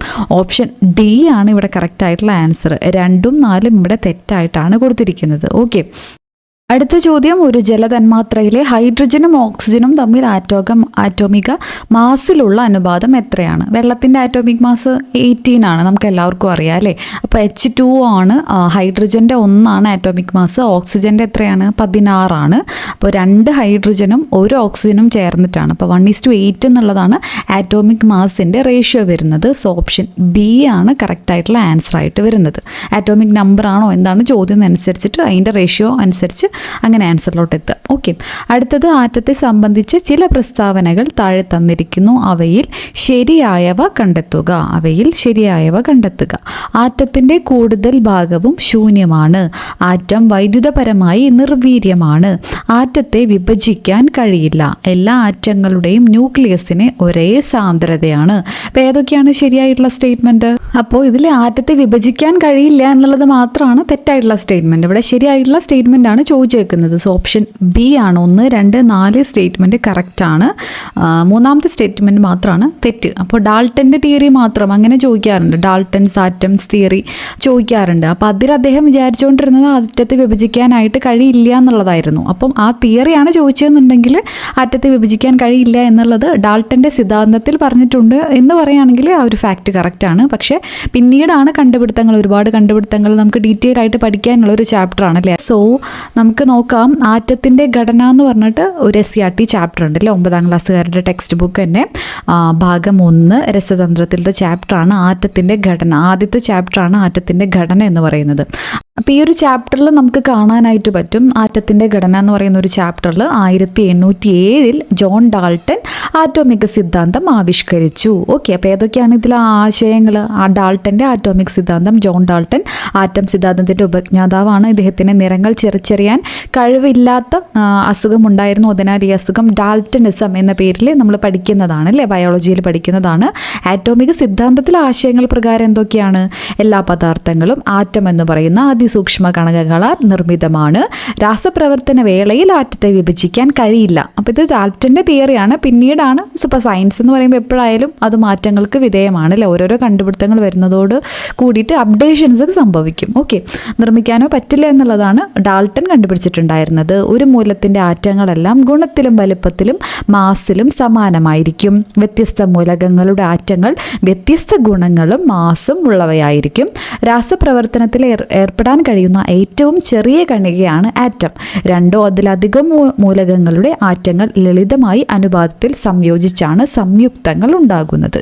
ഇനി ഇതിൻ്റെ അപ്ഡേഷൻസ്, ആറ്റത്തേക്കാൾ ചെറിയ ഗണങ്ങൾ ഉണ്ടോ എന്ന് ഒരുപാട് എക്സ്പെരിമെൻറ്റ്സ് ഒരുപാട് ശാസ്ത്രജ്ഞന്മാർ നടത്തിയിട്ടുണ്ടല്ലേ. അപ്പോൾ ഓരോരോ ശാസ്ത്രജ്ഞന്മാരുടെ എക്സ്പെരിമെൻറ്റ്സ്, അവരുടെ കണ്ടെത്തലുകളൊക്കെ പോസിറ്റീവ് ചാർജും നെഗറ്റീവ് ചാർജും, രണ്ട് തരം വൈദ്യുതി ചാർജുകളുണ്ട്. അങ്ങനെ ചാർജുകളുടെ സാന്നിധ്യം കണ്ടുപിടിച്ചത് ആരാണ്? സർ ഹംഫ്രി ഡേവിയാണ്. അതുപോലെ മൈക്കിൾ ഫാരഡേയുടെ കണ്ടുപിടുത്തം, ഓരോരുത്തരുടെ എക്സ്പെരിമെൻറ്റ്, ഗ്ലീസറുടെ വാക്യൂം ട്യൂബ്, ഇങ്ങനെ ഓരോന്നും കൊടുത്തിട്ടുണ്ട്. നിങ്ങൾ ഈ ചാപ്റ്റർ വായിച്ചിട്ടുള്ളതാണെന്ന് വിശ്വസിക്കുന്നു. ഇമ്പോർട്ടൻ്റ് ആണ്, ചോദിക്കാറുണ്ട്. പിന്നെ റിപ്പീറ്റ് ചെയ്യുന്നില്ല. നമ്മൾ നേരത്തെ പറഞ്ഞ പോലെ PEN-RTC എന്ന് പറഞ്ഞിട്ടുണ്ടായിരുന്നല്ലേ, അതായത് പ്രോട്ടോൺ കണ്ടുപിടിച്ചത്, ഇലക്ട്രോൺ കണ്ടുപിടിച്ചത് ഒക്കെ പറഞ്ഞിട്ടുണ്ടായിരുന്നു. അപ്പോൾ ഇലക്ട്രോൺ കണ്ടുപിടിച്ചത് ആരാണ്? ജെ തോംസൺ ആണ്. 1897 ജെ തോംസന്റെ കണ്ടുപിടുത്തങ്ങൾ അംഗീകരിച്ചു. അതോടെ ആറ്റത്തെ വിഭജിക്കാനാകുമെന്ന് തെളിഞ്ഞു. ആറ്റത്തിലുള്ള നെഗറ്റീവ് ചാർജുള്ള ഈ കണമാണ് എന്ത്? ഇലക്ട്രോൺ. ഇമ്പോർട്ടൻ്റ് ആണ്. ഇനി റൂദർഫോർഡാണ് ന്യൂക്ലിയസ്, ആറ്റത്തിലെ ന്യൂക്ലിയസ് കണ്ടുപിടിക്കുന്നത്. അപ്പോൾ ചാർജ് മുഴുവൻ കേന്ദ്രീകരിച്ചൊരു ഭാഗമുണ്ട്, അതാണ് ന്യൂക്ലിയസ്. 1911 ആറ്റത്തിൽ പോസിറ്റീവ് ചാർജുള്ള കേന്ദ്രമുണ്ടെന്ന് ശാസ്ത്രലോകം അംഗീകരിച്ചു. ഓക്കെ, അങ്ങനെയാണ് പ്രോട്ടോൺ ആണെന്ന് തെളിയിക്കപ്പെട്ടത്. അപ്പോൾ പ്രോട്ടോൺ കണ്ടുപിടിച്ചത് ആരാണ്? ഏണസ്റ്റ് റൂദർഫോർഡാണ്. ഓക്കെ, അപ്പോൾ ഇമ്പോർട്ടൻ്റ് ആണ്. അതുപോലെ ഇനി ജെയിംസ് ചാഡ്വിക്ക്, ന്യൂട്രോൺ, ഈ കണങ്ങളാണ് റൂദർഫോർഡിൻ്റെ ശിക്ഷണത്തിൽ പഠിക്കുകയും പിന്നീട് പ്രോട്ടോണിനോളം മാസുള്ളതുമായ കണമുണ്ടെന്ന് ശാസ്ത്രീയമായി തെളിയിച്ച വ്യക്തിയാണ് ജെയിംസ് ചാഡ്വിക്ക്. ഈ കണങ്ങളാണ് എന്ത്? ന്യൂട്രോൺ. അപ്പോൾ ഇലക്ട്രോൺ, പ്രോട്ടോൺ, ന്യൂട്രോൺ എന്നീ കണകങ്ങൾ, അതിൻ്റെ വ്യത്യാസം. നെഗറ്റീവ് ചാർജാണ് ഇലക്ട്രോൺ, മാസ് തീരെ കുറവാണ്, ന്യൂക്ലിയസിന് പുറത്തായി കാണപ്പെടുന്നു. പോസിറ്റീവ് ചാർജാണ്, ഹൈഡ്രജൻ ആറ്റത്തിന് തുല്യമാണ്, ന്യൂക്ലിയസിൽ കാണുന്നു. ചാർജ് ഇല്ല, ഏതാണ്? ന്യൂട്രോൺ. പിന്നെ ഇവിടെ കൊടുത്തിട്ടുണ്ട്, ഇമ്പോർട്ടൻ്റ് ആണ്, ആറ്റം വൈദ്യുതപരമായി ഉദാസീനമാണ്. അപ്പോൾ എന്താണ് ഉദാസീനം ആണെന്ന് പറയുകയാണെങ്കിൽ ആറ്റത്തിൽ വൈദ്യുത ചാർജുള്ള കണങ്ങളുണ്ട്, നെഗറ്റീവും ഉണ്ട് പോസിറ്റീവും ഉണ്ട്. നെഗറ്റീവ് ചാർജുള്ള ഇലക്ട്രോണുകളും പോസിറ്റീവ് ചാർജുള്ള പ്രോട്ടോണും ഉണ്ട്. എന്നാൽ തന്മാത്രകൾക്ക് ചാർജിൻ്റെ സാന്നിധ്യം അനുഭവപ്പെടുന്നില്ല. എന്താണ് അതിൻ്റെ റീസൺ? അതായത് പ്രോട്ടോണിൻ്റെ എണ്ണവും ഇലക്ട്രോണിൻ്റെ എണ്ണവും തുല്യമാണ്. തുല്യ നമ്പർ ഓഫ് പോസിറ്റീവ് ചാർജും തുല്യ നമ്പർ ഓഫ് ഇലക്ട്രീവ് ചാർജും ചേർന്ന് എന്തായിരിക്കും? 0 ആയിരിക്കും. അതുകൊണ്ടാണ് ആറ്റത്തിന് മൊത്തത്തിൽ ചാർജ് ഇല്ല എന്ന് പറയുന്നത്. നമ്മൾ നേരത്തെ പറഞ്ഞ പോലെ ക്വസ്റ്റ്യൻ പേപ്പറിൽ ചോദിക്കുന്ന മറ്റൊരു ഭാഗമാണ് റൂദർഫോർഡിൻ്റെയാണ് സൗരയൂഥ മാതൃക, പ്ലാനറ്ററി മോഡൽ. ആര് പ്രപ്പോസ് ചെയ്തതാന്നുള്ള രീതിയിൽ ചോദിക്കാറുണ്ട്. അതുപോലെ തന്നെ ബോർ മോഡൽ, എന്തൊക്കെയാണ് പ്രത്യേകത എന്നുള്ള രീതിയിലൊക്കെ ചോദിക്കാറുണ്ട്. അതുപോലെ ആറ്റോമിക് നമ്പർ, പ്രോട്ടോണുകളുടെ എണ്ണം അല്ലെങ്കിൽ ഇലക്ട്രോണുകളുടെ എണ്ണം, കാരണം ഇത് രണ്ടും ഈക്വൽ ആണ് അല്ലേ. അപ്പോൾ പ്രോട്ടോണുകളുടെ എണ്ണം അല്ലെങ്കിൽ ഇലക്ട്രോണുകളുടെ എണ്ണത്തിനാണ് എന്ത് പറയുന്നത്? Atomic number. മാസ് നമ്പർ എന്താണ്? പ്രോട്ടോണുകളുടെ എണ്ണം അല്ലെങ്കിൽ ഇലക്ട്രോണുകളുടെ എണ്ണം, കാരണം അത് സെയിം ആണ്, പ്ലസ് ന്യൂട്രോണുകളുടെ എണ്ണം. ന്യൂട്രോണുകളുടെ എണ്ണം എന്ന് പറയുമ്പോൾ mass number minus atomic number. അപ്പോൾ ഇതൊക്കെ ബേസിക് ആയിട്ടുള്ള കാര്യങ്ങളാണ്, പക്ഷേ ഇത് അറിയണം. കാരണം ഈ രീതിയിലുള്ള ചോദ്യങ്ങൾ ഇപ്പം എക്സാംസിന് ചോദിക്കാറുണ്ട്. ഒരു എലമെൻറ്റ് തന്നിട്ട് അതിൻ്റെ ഒരു കോൺഫിഗറേഷൻ, അത് എഴുതുന്ന രീതി തന്നിട്ട് ഇതിൻ്റെ ആറ്റോമിക് നമ്പർ എത്രയാണ്, മാസ് നമ്പർ എത്രയാണ്, അല്ലെങ്കിൽ പ്രോട്ടോണിൻ്റെ നമ്പർ എത്രയാണ്, ആ രീതിയിലൊക്കെ ചോദിക്കാറുണ്ട്. ഇലക്ട്രോൺ വിന്യാസം എങ്ങനെയാണ് എഴുതുന്നത്, ഇതിനെക്കുറിച്ച് നമ്മൾ പണ്ട് പഠിച്ചുള്ളതുകൊണ്ട് എനിക്ക് തോന്നുന്നതൊക്കെ നമ്മൾ റിപ്പീറ്റഡ്ലി പഠിക്കുന്ന ഒരു പോർഷൻ ആയതുകൊണ്ട് കുറച്ച് പേരുടെയെങ്കിലും മനസ്സിലുണ്ടാവും. കെമിസ്ട്രി ഈ പോർഷനൊന്നും അങ്ങനെ ഒരുപാട് സമയം നമുക്ക് ഇൻവെസ്റ്റ് ചെയ്യേണ്ടി വരില്ല. കുറച്ച് സമയം പഠിച്ചാൽ പെട്ടെന്ന് ഓർമ്മ വരേണ്ട ഒരു പോർഷനാണ്. ഓക്കെ, ഐസോടോപ്പും അതുപോലെ ചോദിച്ചിട്ടുള്ളതാണ്. അപ്പം ഹൈഡ്രജൻ്റെ ഐസോടോപ്പുകളാണ് പ്രോട്ടിയം, ഡ്യൂറ്റീരിയം, ട്രീഷ്യം. ഹൈഡ്രജൻ്റെ ഒരു മൂലകത്തിൻ്റെ ഐസോടോപ്പുകൾ തമ്മിൽ ഭൗതിക സ്വഭാവത്തിൽ ചെറിയ വ്യത്യാസങ്ങൾ കാണിക്കുന്നുണ്ടെങ്കിലും അവയുടെ രാസ സ്വഭാവം ഒരുപോലെയാണ്. അപ്പം ഹൈഡ്രജൻ്റെ ഐസോടോപ്പുകൾ ഏതൊക്കെയാണെന്നുള്ളതാണ്. പിന്നെ ഇമ്പോർട്ടൻ്റ് ആയിട്ട് ചോദിക്കാറുള്ളതാണ് ഓരോ ഐസോടോപ്പിൻ്റെയും യൂസസ് എന്താണെന്നുള്ളത്, ആപ്ലിക്കേഷൻ എന്താണെന്നുള്ളത്. ഓക്കെ, ഹൈഡ്രജൻ്റെ ഐസോടോപ്പായ ഡ്യൂറ്റീരിയം ആണവ നിലയങ്ങളിൽ ഉപയോഗിക്കുന്നു. ഇമ്പോർട്ടൻ്റ് ആണ്. കാർബണിൻ്റെ ഏതാണെന്നുള്ളതൊക്കെ റിപ്പീറ്റഡ്ലി ചോദിക്കാറുണ്ട്.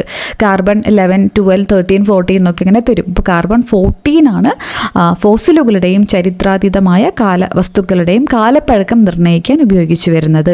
ഫോസ്ഫറിൻ്റെ ഐസോടോപ്പായ ഫോസ്ഫറസ് 31, 31. അപ്പോൾ ഈ നമ്പർ മാറ്റി തരും, അത് ശ്രദ്ധിച്ചു പഠിക്കണം.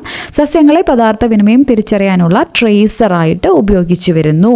അതുപോലെ നമുക്കിവിടെ കാണാം അയഡിൻ 131, കൊബാൾട്ട് 60 മുതലായവ വൈദ്യശാസ്ത്ര രംഗത്ത് ക്യാൻസർ, ട്യൂമർ മുതലായ രോഗങ്ങളുടെ ചികിത്സയ്ക്കും രോഗനിർണയത്തിനും ഉപയോഗിച്ചു വരുന്നു. യുറേനിയം 235, അപ്പോൾ നമ്പർ മാറ്റി തരും, ശ്രദ്ധിക്കണം. യുറേനിയം 235 ആണവ നിലയങ്ങളിൽ ഇന്ധനമായിട്ട് ഉപയോഗിക്കുന്നു. ഓക്കെ, എന്താണ് ഐസോടോപ്പുകൾ നമ്മൾ പറഞ്ഞില്ല അല്ലേ? ഓരോ ആറ്റോമിക് നമ്പർ, ഒരേ ആറ്റോമിക് നമ്പർ വ്യത്യസ്ത മാസ് നമ്പർ ഉള്ള ഒരു മൂലകത്തിൻ്റെ വ്യത്യസ്ത ആറ്റങ്ങളെയാണ് ഐസോടോപ്പുകൾ എന്ന് പറയുന്നത്. ഐസോടോപ്പ് എന്ന് പറയുമ്പോൾ എന്താണ് സെയിം ഉള്ളത്, എന്താണ് സെയിം എന്നുള്ളതിൽ പഠിച്ചു വെച്ചാൽ മതി. ആറ്റോമിക് നമ്പറാണ് സെയിം ഐസോടോപ്പുകളുടെ. ഇനി ഐസോ ബാർ ഉണ്ട്. ബാർ എന്ന് പറയുമ്പോൾ ആ പേര് കേൾക്കുമ്പോൾ തന്നെ ബാർ കുറച്ച് കട്ടിയാണല്ലേ ബാർ. അപ്പോൾ മാസ് നമ്പർ സെയിം ആണെങ്കിലാണ് ഐസോ ബാറുകൾ. ഐസോടോൺ ആണെങ്കിൽ എന്താണ് സെയിം നമ്പർ ഓഫ് ന്യൂട്രോൺ. എന്താണോ സെയിം ഉള്ളത് എന്നുള്ളത് ആലോചിച്ച് വയ്ക്കുക. എല്ലാം കൂടെ കൺഫ്യൂഷൻ ആവേണ്ട കാര്യമില്ല. ഇവയാണ് ഐസോ ബാറുകൾ എന്നറിയപ്പെടുന്നത്. Same atomic mass number.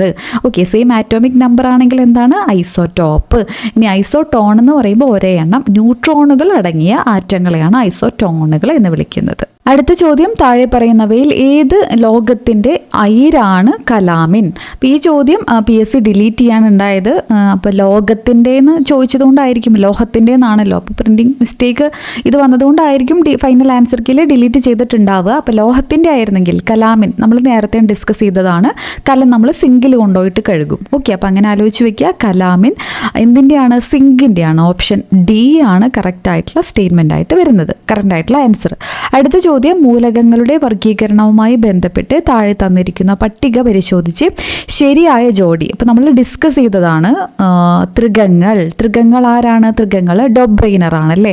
ഒന്ന് വരുന്നത് ഏതാണ്? 4 ആണ്. അപ്പോൾ അതറിഞ്ഞാൽ തന്നെ നമുക്ക് ആൻസറിലോട്ട് എത്താനായിട്ട് പറ്റും. ബാക്കി നോക്കാം. അഷ്ടകങ്ങൾ ആരാണ് പ്രപ്പോസ് ചെയ്തത്? ന്യൂലാൻഡ്സ് ആണ്. 2 എന്ന് പറയുമ്പോൾ 3 ആണ്. ആറ്റോമിക് ഭാരം അടിസ്ഥാനമാക്കിയ പീരിയോഡിക് ടേബിളാണ് ആര് കണ്ടുപിടിക്കുന്നത്? മെന്റലീഫ് കണ്ടുപിടിക്കുന്നത്. എന്നാൽ മോഡേൺ പീരിയോഡിക് ടേബിളിൻ്റെ പിതാവാണ് മോസ്ലി. അപ്പോൾ അദ്ദേഹം ആറ്റോമിക് നമ്പർ അടിസ്ഥാനമാക്കിയിട്ടുള്ള പീരിയോഡിക് ടേബിളാണ്. സോ ഓപ്ഷൻ C ആണ് ഇവിടെ കറക്റ്റ് ആയിട്ടുള്ള ആൻസർ ആയിട്ട് വരുന്നത്. അടുത്തത്, ഒരു ടെസ്റ്റ് ട്യൂബിൽ നിന്നും പുറത്തു വരുന്ന വാതകത്തിന് നേരെ എരിയുന്ന തീക്കൊള്ളി കാണിച്ചപ്പോൾ തീക്കൊള്ളി അണയുകയും വാതകം ശബ്ദത്തോടെ കത്തുകയും ചെയ്തു. ഇത് ഏത് വാതകമാണ്? അപ്പോൾ ശബ്ദമുണ്ട്. എരിയുന്ന തീക്കൊള്ളി കാണിച്ചപ്പോൾ തീക്കൊള്ളി അണയുകയും, അപ്പോൾ അതിൻ്റെ പ്രത്യേകതയാണ് എടുത്ത് പറഞ്ഞേക്കുന്നത് അല്ലേ. അപ്പോൾ ഇതിൻ്റെ ആൻസർ ഏതാണ്? ഹൈഡ്രജൻ ആണ് അല്ലേ. ഓപ്ഷൻ A ആണ് കറക്റ്റ് ആയിട്ടുള്ള ആൻസർ ആയിട്ട് വരുന്നത്. അടുത്തത്, ചില ആസിഡുകളുടെ ഉപയോഗങ്ങൾ താഴെ തന്നിരിക്കുന്നു. ഇവയിൽ തെറ്റായിട്ടുള്ള ജോഡി ഏതാണെന്നുള്ളതാണ് ചോദിച്ചേക്കുന്നത്. അപ്പോൾ ഇമ്പോർട്ടൻ്റ് ആണ്. സൾഫ്യൂരിക് ആസിഡ് സ്റ്റോറേജ് ബാറ്ററി കറക്റ്റാണ് അല്ലേ, കറക്റ്റാണ്. ടാനിക് ആസിഡ്, മഷി, തുക എന്നിവയുടെ നിർമ്മാണം. ടാൻ ആ രീതിയിൽ കണക്ട് ചെയ്യുക. ടാൻ, മഷി, തുകൽ നിർമ്മാണം കറക്റ്റാണ്. അപ്പോൾ നമുക്ക് പഠിക്കാനുണ്ട് ഓരോ പലതരം ആസിഡുകൾ, അതിൻ്റെ ഇമ്പോർട്ടൻ്റ് ആയിട്ടുള്ള ഫങ്ഷൻസ്. അസറ്റിക് ആസിഡ് രാസവളങ്ങളുടെ നിർമ്മാണം തെറ്റാണ് അല്ലേ. ഓപ്ഷൻ C ആണ് അവിടെ തെറ്റായിട്ടുള്ളത്. സിട്രിക് ആസിഡ് ഭക്ഷ്യവസ്തുക്കൾ കേടുകൂടാതെ സൂക്ഷിക്കാനായിട്ട് ഉപയോഗിക്കുന്നുണ്ട്. അപ്പോൾ രാസവളങ്ങളുടെ നിർമ്മാണത്തിന് ഏത് ആസിഡാണ് യൂസ് ചെയ്യുന്നത്? നമ്മൾ നൈട്രജൻ്റെ ഫീച്ചേഴ്സ് പറഞ്ഞപ്പോൾ പറഞ്ഞിട്ടുണ്ടായിരുന്നു അല്ലേ. അപ്പോൾ നൈട്രിക് ആസിഡാണ് രാസവളങ്ങളുടെ നിർമ്മാണത്തിന് വേണ്ടിയിട്ട് ഉപയോഗിക്കുന്ന ആസിഡ്. അടുത്തത്, ആറ്റത്തിനുള്ളിൽ കാണുന്ന കണങ്ങളുടെ പേരും ചാർജും തന്നിരിക്കുന്നു. ശരിയായ ജോഡികൾ കണ്ടെത്തുക. നമ്മൾ ഡിസ്കസ് ചെയ്ത് തന്നെയാണ്, അതേ ചാപ്റ്റേഴ്സും തന്നെയാണ് റിപ്പീറ്റ് ചെയ്യുന്നത്. ഇലക്ട്രോൺ നെഗറ്റീവ് ചാർജ് കറക്റ്റാണോ? കറക്റ്റാണ്. പ്രോട്ടോൺ ചാർജ് ഇല്ല, അത് കറക്റ്റാണ്. പ്രോട്ടോണിന് പോസിറ്റീവ് ചാർജാണ്. PP മാച്ചാണ്. അപ്പോൾ അത് തെറ്റാണ്. ശരിയായ ജോഡിയാണ് ചോദിച്ചേക്കുന്നത്. പ്രോട്ടോൺ പോസിറ്റീവ് ചാർജ്, അത് കറക്റ്റാണ്. Neutron negative charge. ന്യൂട്രോണിന് ചാർജ് ഉണ്ടോ? ന്യൂട്രോണിന് ചാർജ് ഇല്ല. അപ്പോൾ ഇതിൽ ശരിയായ ജോഡിയാണ് ചോദിച്ചേക്കുന്നത്. ഓപ്ഷൻ A ആണ് കറക്റ്റായിട്ടുള്ള ആൻസർ ആയിട്ട് വരുന്നത്. അടുത്ത ചോദ്യം, ഏത് ലോഹത്തിൻ്റെ അയിരാണ് കലാമിൻ? പിന്നെ റിപ്പീറ്റ് ചെയ്യുന്നു, ഏത് ലോഹത്തിൻ്റെ അയിരാണ് കലാമിൻ? ഓപ്ഷൻ D ആണല്ലേ, സിങ്ക് ആണ് കറക്റ്റായിട്ടുള്ള ആൻസർ ആയിട്ട് വരുന്നത്. അടുത്ത ചോദ്യം, അഷ്ടനിയമം ആവിഷ്കരിച്ചത് ആര്? നമ്മൾ ഡിസ്കസ് ചെയ്തതാണ്, ന്യൂലാൻഡ്സ് ആണ്. ഓപ്ഷൻ B ആണ് കറക്റ്റ് ആയിട്ടുള്ള ആൻസർ. ജലത്തിലെ ഘടക മൂലകങ്ങൾ, ജലത്തിലെ പഞ്ചസാരയിലെ എന്നൊക്കെ പറഞ്ഞിട്ട് ഇങ്ങനെ എടുത്തെടുത്ത് ചോദിക്കുന്നുണ്ട്. SCRTയിൽ കൊടുത്തിട്ടുള്ള ഫാക്ട്സ് ആണ്. ജലം എല്ലാവർക്കും അറിയാം, ഹൈഡ്രജൻ, ഓക്സിജൻ, H2O ആണല്ലേ. സോ ഓപ്ഷൻ C ആണ് കറക്റ്റ് ആയിട്ടുള്ള ആൻസർ ആയിട്ട് വരുന്നത്. അടുത്ത ചോദ്യം, ആറ്റോമിക് സിദ്ധാന്തവുമായി ബന്ധപ്പെട്ട് തന്നിരിക്കുന്ന ആശയങ്ങളിൽ നിന്നുള്ള ശരിയായ ജോഡി തിരഞ്ഞെടുക്കുക. ഇതാണ് പറഞ്ഞത്. ആറ്റോമിക് തിയറി എന്ന് പറയുമ്പോൾ ആറ്റോമിക് സിദ്ധാന്തം ആരുടെയാണ്? ഡാൽട്ടൻ്റെ തിയറിയാണ് പറയുന്നത്. അതിൽ പ്രകാരം എന്തൊക്കെയാണ് കറക്റ്റ് എന്നുള്ളതാണ് ചോദ്യം. രാസപ്രവർത്തന വേളയിൽ ആറ്റത്തെ വിഭജിക്കാൻ കഴിയില്ല എന്നാണ് ആറ്റോമിക് തിയറിയിൽ പറയുന്നത്. സോ തന്നിരിക്കുന്ന ആശയങ്ങളിൽ ശരിയായ ജോഡിയാണ് ചോദിച്ചേക്കുന്നത്. അപ്പോൾ അത് വരില്ല. എല്ലാ പദാർത്ഥങ്ങളും ആറ്റം എന്ന് പറയുന്ന അതിസൂക്ഷ്മ കണങ്ങളാൽ നിർമ്മിതമാണ്. അത് കറക്റ്റായിട്ടുള്ള സ്റ്റേറ്റ്മെൻ്റ് ആണ്. അത് ശരിയാണ്. ഒരു തിയറി പ്രകാരം ഒരു മൂലകത്തിൻ്റെ ആറ്റങ്ങളെല്ലാം ഗുണത്തിലും വലുപ്പത്തിലും മാസിലും സമാനമായിരിക്കും. രാസപ്രവർത്തനത്തിൽ ഏർപ്പെടാൻ കഴിയുന്ന ഏറ്റവും ചെറിയ കണികയാണ് ആറ്റം. അപ്പോൾ ശരിക്കും ഡാൾട്ടൻ്റെ തിയറി പ്രകാരം 2, 3, 4 ഇതിൽ ശരിയായിട്ടുള്ളതാണ്. പക്ഷെ ഒന്ന് എന്തായാലും തെറ്റാണ്. ഓക്കെ, അപ്പോൾ ഇതിലെ ആൻസറിൽ PSC ആൻസർ കീ കൊടുത്തിരിക്കുന്നത് ഓപ്ഷൻ സി ആണ്. ഒന്ന് എന്തായാലും വരില്ല എന്നർത്ഥത്തിലായിരിക്കാം. പക്ഷെ തിയറി പ്രകാരം ഇതും ശരിയാണ്. ഡാൾട്ടൻ്റെ ആറ്റോമിക് തിയറി പ്രകാരം ആൻസർ കൊടുത്തിരിക്കുന്നത് ഓപ്ഷൻ സി ആണ്. ഓക്കെ, അടുത്തത് പീരിയോഡിക് ടേബിളിലെ ക്രമാവർത്തന പ്രവണതയുമായി ബന്ധപ്പെട്ട് തന്നിരിക്കുന്നവയിൽ ശരിയായ പ്രസ്താവന ഏത്? പീരിയോഡിക് ടേബിൾ വളരെയധികം ഇമ്പോർട്ടൻ്റ് ആണ്. ബേസിക് ആയിട്ടുള്ള ഒരു ഐഡിയ ഉണ്ടെങ്കിൽ തന്നെ നമുക്ക് സിമ്പിളായിട്ട് ആൻസർ ചെയ്യാനായിട്ട് പറ്റുന്നതേ ഉള്ളൂ. ഗ്രൂപ്പിൽ മുകളിൽ നിന്നും താഴോട്ട് വരുമ്പോൾ ആറ്റത്തിൻ്റെ വലുപ്പം കുറയുന്നു. എന്താണ് സംഭവിക്കുന്നത്? അത് കറക്റ്റാണോ? മുകളിൽ നിന്നും താഴോട്ട് വരുമ്പോൾ ആറ്റത്തിൻ്റെ വലുപ്പം കൂടുകയാണ് ചെയ്യുന്നത്. സോ അത് തെറ്റായിട്ടുള്ള സ്റ്റേറ്റ്മെൻ്റ് ആണ്. പീരീഡിൽ ഇടത്തുനിന്ന് വലത്തോട്ട് വരുമ്പോൾ ലോഹ സ്വഭാവം കുറയുന്നു. അത് ശരിയായിട്ടുള്ള സ്റ്റേറ്റ്മെൻ്റ് ആണ്. പീരീഡിൽ നിന്നും, അപ്പോൾ അതാണ് ഇവിടെ ആൻസർ ആയിട്ട് വരുന്നത്. അടുത്ത സ്റ്റേറ്റ്മെൻറ്റ് രണ്ടും തെറ്റാണ്. ഓക്കെ, പീരീഡിൽ നേരെ ഓപ്പോസിറ്റ് ആണെന്നുള്ളത് ആലോചിക്കുക. പീരീഡിൽ ഇടത്തു നിന്നും വലത്തോട്ട് വരുമ്പോൾ ആറ്റത്തിൻ്റെ വലുപ്പം കൂടുന്നു. ഇടത്തു നിന്നും വലത്തോട്ട് വരുമ്പോൾ ആറ്റത്തിൻ്റെ വലുപ്പം കുറയാണ് ചെയ്യുന്നത്. ഗ്രൂപ്പിൽ മുകളിൽ നിന്നും താഴോട്ട് വരുമ്പോൾ ലോഹ സ്വഭാവം കുറയുന്നു, കൂടുകയാണ് ചെയ്യുന്നത്. അപ്പോൾ ഇതിൻ്റെയൊക്കെ ഓപ്പോസിറ്റ് ആണ്. ശരിയായ പ്രസ്താവന ഓപ്ഷൻ ബി ആണ്. ഓക്കെ, അടുത്തത് ചുവടെ തന്നിരിക്കുന്നവയിൽ ഓക്സിജൻ്റെ പ്രത്യേകതകളുമായി ബന്ധപ്പെട്ട് ശരിയായത് തിരഞ്ഞെടുക്കുക. അപ്പോൾ ആ ഒരു പോർഷൻ ഓരോരോ നമ്മൾ പറഞ്ഞു അലോഹങ്ങൾ എന്ന് പറഞ്ഞൊരു ചാപ്റ്ററിൽ കൊടുത്തിട്ടുണ്ട്. നിറമില്ല, ഗന്ധമില്ല, കത്തുന്നു. ഏതൊക്കെയാണ് ശരിയായത് എന്നുള്ളതാണ് ഇവിടെ ചോദ്യം. ഓപ്ഷൻ ഡി ആണ്. ജലത്തിൽ ലയിക്കുന്നു, കത്താൻ സഹായിക്കുന്നു, നിറം ഇല്ല. എന്തൊക്കെയാണ്? ജലത്തിൽ ലയിക്കുന്നു, കത്താൻ സഹായിക്കുന്നു, നിറം ഇല്ല എന്നുള്ളതാണ് ഓക്സിജൻ്റെ പ്രത്യേകത. ഓക്കെ, അടുത്തത് അലുമിനിയത്തിൻ്റെ അയിര്. നമ്മൾ റിപ്പീറ്റഡ്ലി കാണുന്ന ചോദ്യമാണ് അല്ലേ. അലുമിനിയത്തിൻ്റെ അയിര് എന്താണ്? ഓപ്ഷൻ എ ബോക്സൈറ്റ് എന്നുള്ളതാണ് കറക്റ്റായിട്ടുള്ള ആൻസർ ആയിട്ട് വരുന്നത്. അടുത്തത് കാഡ്മിയം സൾഫൈഡ് ഗ്ലാസ്സിന് കൊടുക്കുന്ന നിറം എന്ത്? കാഡ്മിയം സൾഫൈഡ് ഗ്ലാസ്സിന് കൊടുക്കുന്ന നിറം ഏതാണ്? ഓപ്ഷൻ എ മഞ്ഞ എന്നുള്ളതാണ് കറക്റ്റായിട്ടുള്ള ആൻസർ. അപ്പോൾ ഇതുപോലെ PSC ചോദിക്കാറുള്ളതാണ്. ലോഹങ്ങളുടെ ഓക്സൈഡുകളുടെ ഇങ്ങനെ നിറം ഏതാണ് ഗ്ലാസ്സിന് കൊടുക്കുന്നതെന്നുള്ള രീതിയിൽ ചോദിക്കാറുണ്ട്. കൊബാൾട്ട് അയോൺ ആണെങ്കിൽ നീല നിറമാണ്. ബാൾട്ട് ബ്ലൂ നീല നിറമാണ്.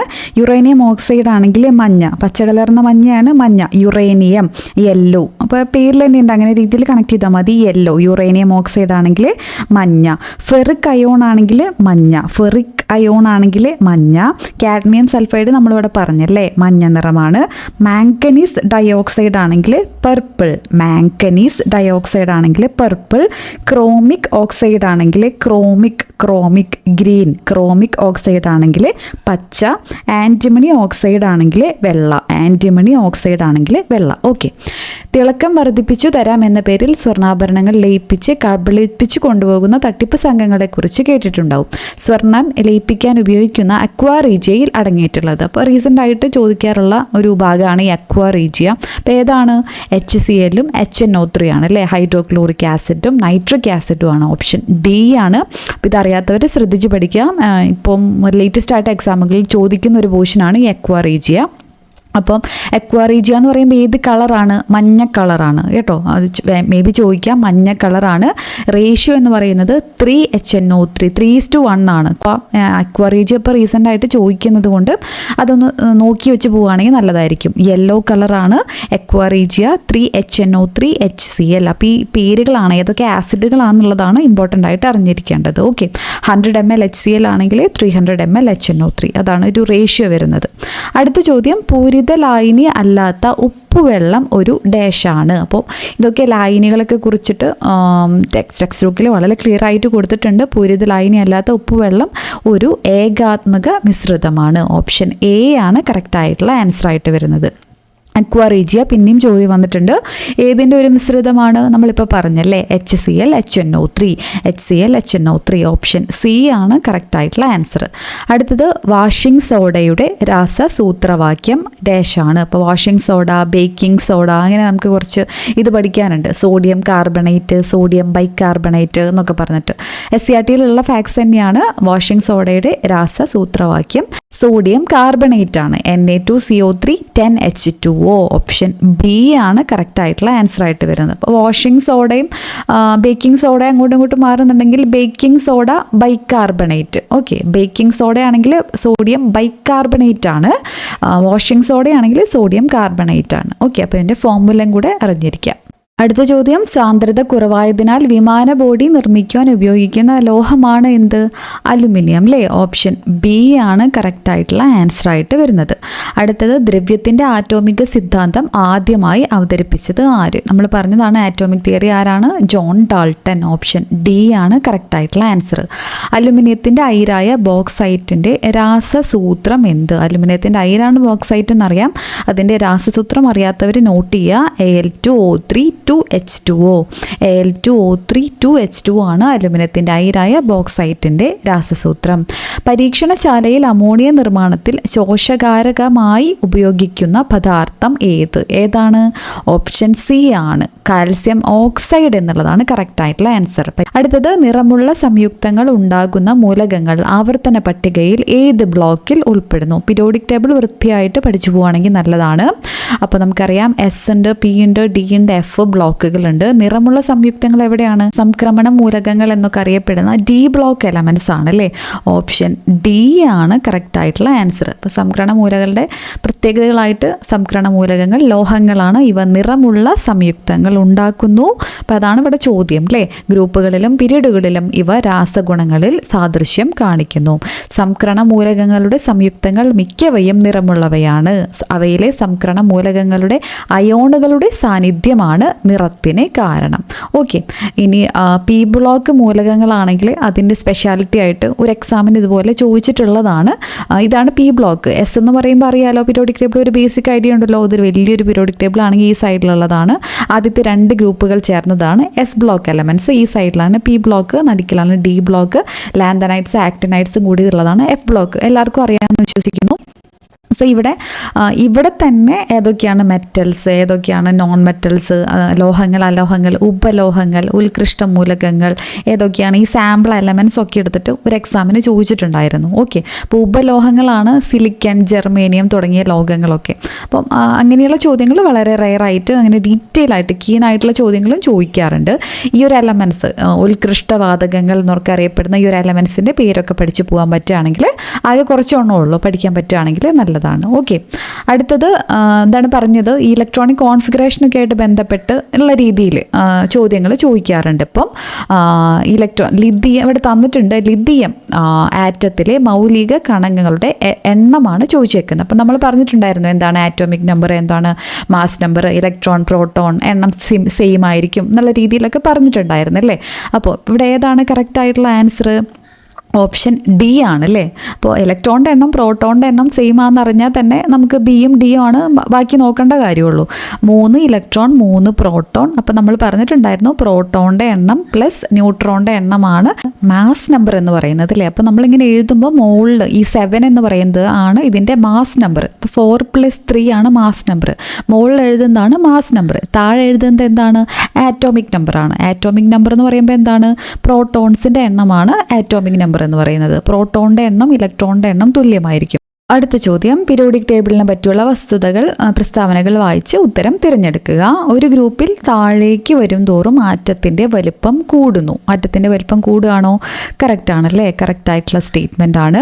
ഒരു ഗ്രൂപ്പിൽ ഒരു പീരീഡിൽ ഇടത്ത് നിന്നും വലത്തോട്ട് പോകും തോറും ലോഹ സ്വഭാവം കൂടുന്നു. സോ ഇത് തെറ്റായിട്ടുള്ള സ്റ്റേറ്റ്മെൻ്റ് ആണ്. നമ്മൾ പറഞ്ഞിട്ടുണ്ടായിരുന്നു അല്ലേ? നേരത്തെ ഒരു ക്വസ്റ്റ്യനിൽ കണ്ടതായിരുന്നു, ഇടത്ത് നിന്നും വലത്തോട്ട് പോകും തോറും ലോഹ സ്വഭാവം കുറയാണ്. അപ്പോൾ ഒന്ന് മാത്രം ശരി എന്നുള്ളതാണ് ഇവിടെ കറക്റ്റ് ആയിട്ടുള്ള ആൻസർ ആയിട്ട് വരുന്നത്.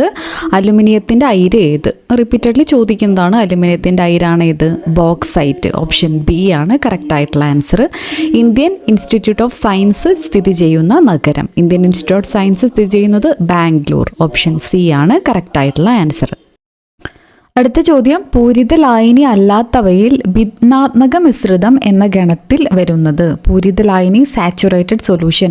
അപ്പം ഈ ലീനം, ലായനി അങ്ങനത്തെ വാക്കുകളൊക്കെ ഉണ്ട്. സൊല്യൂട്ട്, സോൾവൻ, സൊല്യൂഷൻ അങ്ങനത്തെ വാക്കുകളൊക്കെ മലയാളം അറിയാത്തവരാണെങ്കിൽ, ഇംഗ്ലീഷ് മീഡിയത്തിൽ പഠിച്ചവരാണെങ്കിൽ അങ്ങനത്തെ വാക്കുകൾ തെറ്റിപ്പോകാനുള്ള സാധ്യതയുണ്ട്. ശ്രദ്ധിച്ച് പഠിച്ചു വയ്ക്കുക.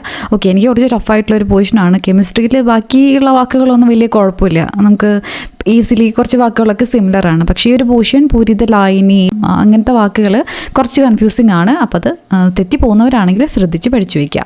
പൂരിത ലായനി അല്ലാത്തവയിൽ ഭിന്നാത്മക മിശ്രിതം എന്ന ഗണത്തിൽ വരുന്നത് ഏതാണ്? കഞ്ഞിവെള്ളമാണ്. ഓപ്ഷൻ ബി ആണ് കറക്റ്റായിട്ടുള്ള ആൻസർ.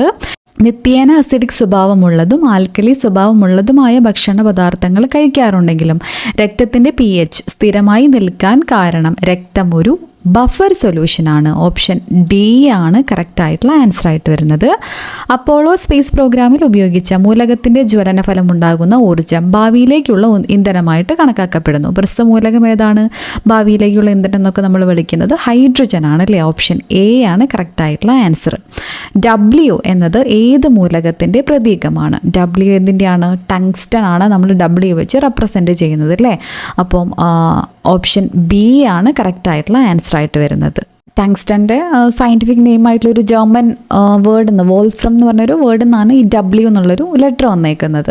ചുവടെ നൽകിയിരിക്കുന്നവയിൽ കപട സംക്രമണം ഏത്? അപ്പോൾ SCERT ഫാക്ട്സ് ആണ്. 12ാം ഗ്രൂപ്പിൽ വരുന്ന സിങ്ക്, കാഡ്മിയം, മെർക്കുറി എന്നീ സംക്രമണ മൂലകങ്ങളുടെ എല്ലാ പൊതുഗുണങ്ങളും കാണിക്കുന്നവയല്ല. അതിനാൽ ഇവയെ എന്ത് വിളിക്കുന്നുണ്ട്? സ്യൂഡോ ട്രാൻസിഷൻ എലമെൻറ്റ്സ് അല്ലെങ്കിൽ കപട സംക്രമണ മൂലകങ്ങൾ എന്ന് വിളിക്കുന്നത്. അപ്പോൾ ഇതിൽ തന്നിട്ടുള്ളതിൽ ഏതാണ്? കാഡ്മിയം ആണ് അല്ലേ? ഓപ്ഷൻ എ ആണ് കറക്റ്റായിട്ടുള്ള ആൻസർ ആയിട്ട് വരുന്നത്. ന്യൂക്ലിയർ റിയാക്ടറുകളിൽ ഉപയോഗിക്കുന്ന ഇന്ധനം ഏതാണ്? ന്യൂക്ലിയർ റിയാക്ടറുകളിൽ ഉപയോഗിക്കുന്ന ഇന്ധനം germanium, zirconium, titanium, plutonium. Option D ആണ് കറക്റ്റായിട്ടുള്ള ആൻസർ. പ്ലൂട്ടോണിയം ആണ് കറക്റ്റായിട്ടുള്ള ആൻസർ. ആറ്റോമിക് സംഖ്യ 11 മൂലകത്തിൻ്റെ എൽ ഷെല്ലിൽ എത്ര ഇലക്ട്രോണുകൾ ഉണ്ട്? എൽ എന്ന് പറയുമ്പോൾ നമുക്കറിയാം മെയിൻ ആയിട്ടുള്ള ഷെൽ നമ്പർ ആണ് അല്ലേ? ഷെല്ലുണ്ട്, സബ് ഷെല്ലുണ്ട്, അല്ലെങ്കിൽ ഓർബിറ്റ് ഉണ്ട്, ഓർബിറ്റലുകളുണ്ട്. അപ്പോൾ ഏത് രീതിയിൽ വേണമെങ്കിൽ ചോദ്യം ചോദിക്കാം. ഏതാണ് ചോദിച്ചതെന്നനുസരിച്ചിട്ട് ആൻസറിലോട്ട് എഴുതാം. 11 എന്ന് പറയുമ്പോൾ നമ്മൾ കോൺഫിഗറേഷൻ ഇലക്ട്രോൺ വിന്യാസം എഴുതുമ്പോൾ എങ്ങനെയാണ് വരിക? 2, 8, 1 എന്ന് പറഞ്ഞിട്ടാണ് എഴുതില്ലേ? മൊത്തം 2, 8, 1 എന്നുള്ളതാണ് KLMN ഓരോരോ പ്രസ്തുതമായിട്ടുള്ള ഷെല്ലിൽ എഴുതുക. അപ്പോൾ എല്ല് ഷെല്ലിൽ എത്ര ഇലക്ട്രോൺ ആണ്? ഓപ്ഷൻ സി ആണ് കറക്റ്റായിട്ടുള്ള ആൻസർ ആയിട്ട് വരുന്നത്.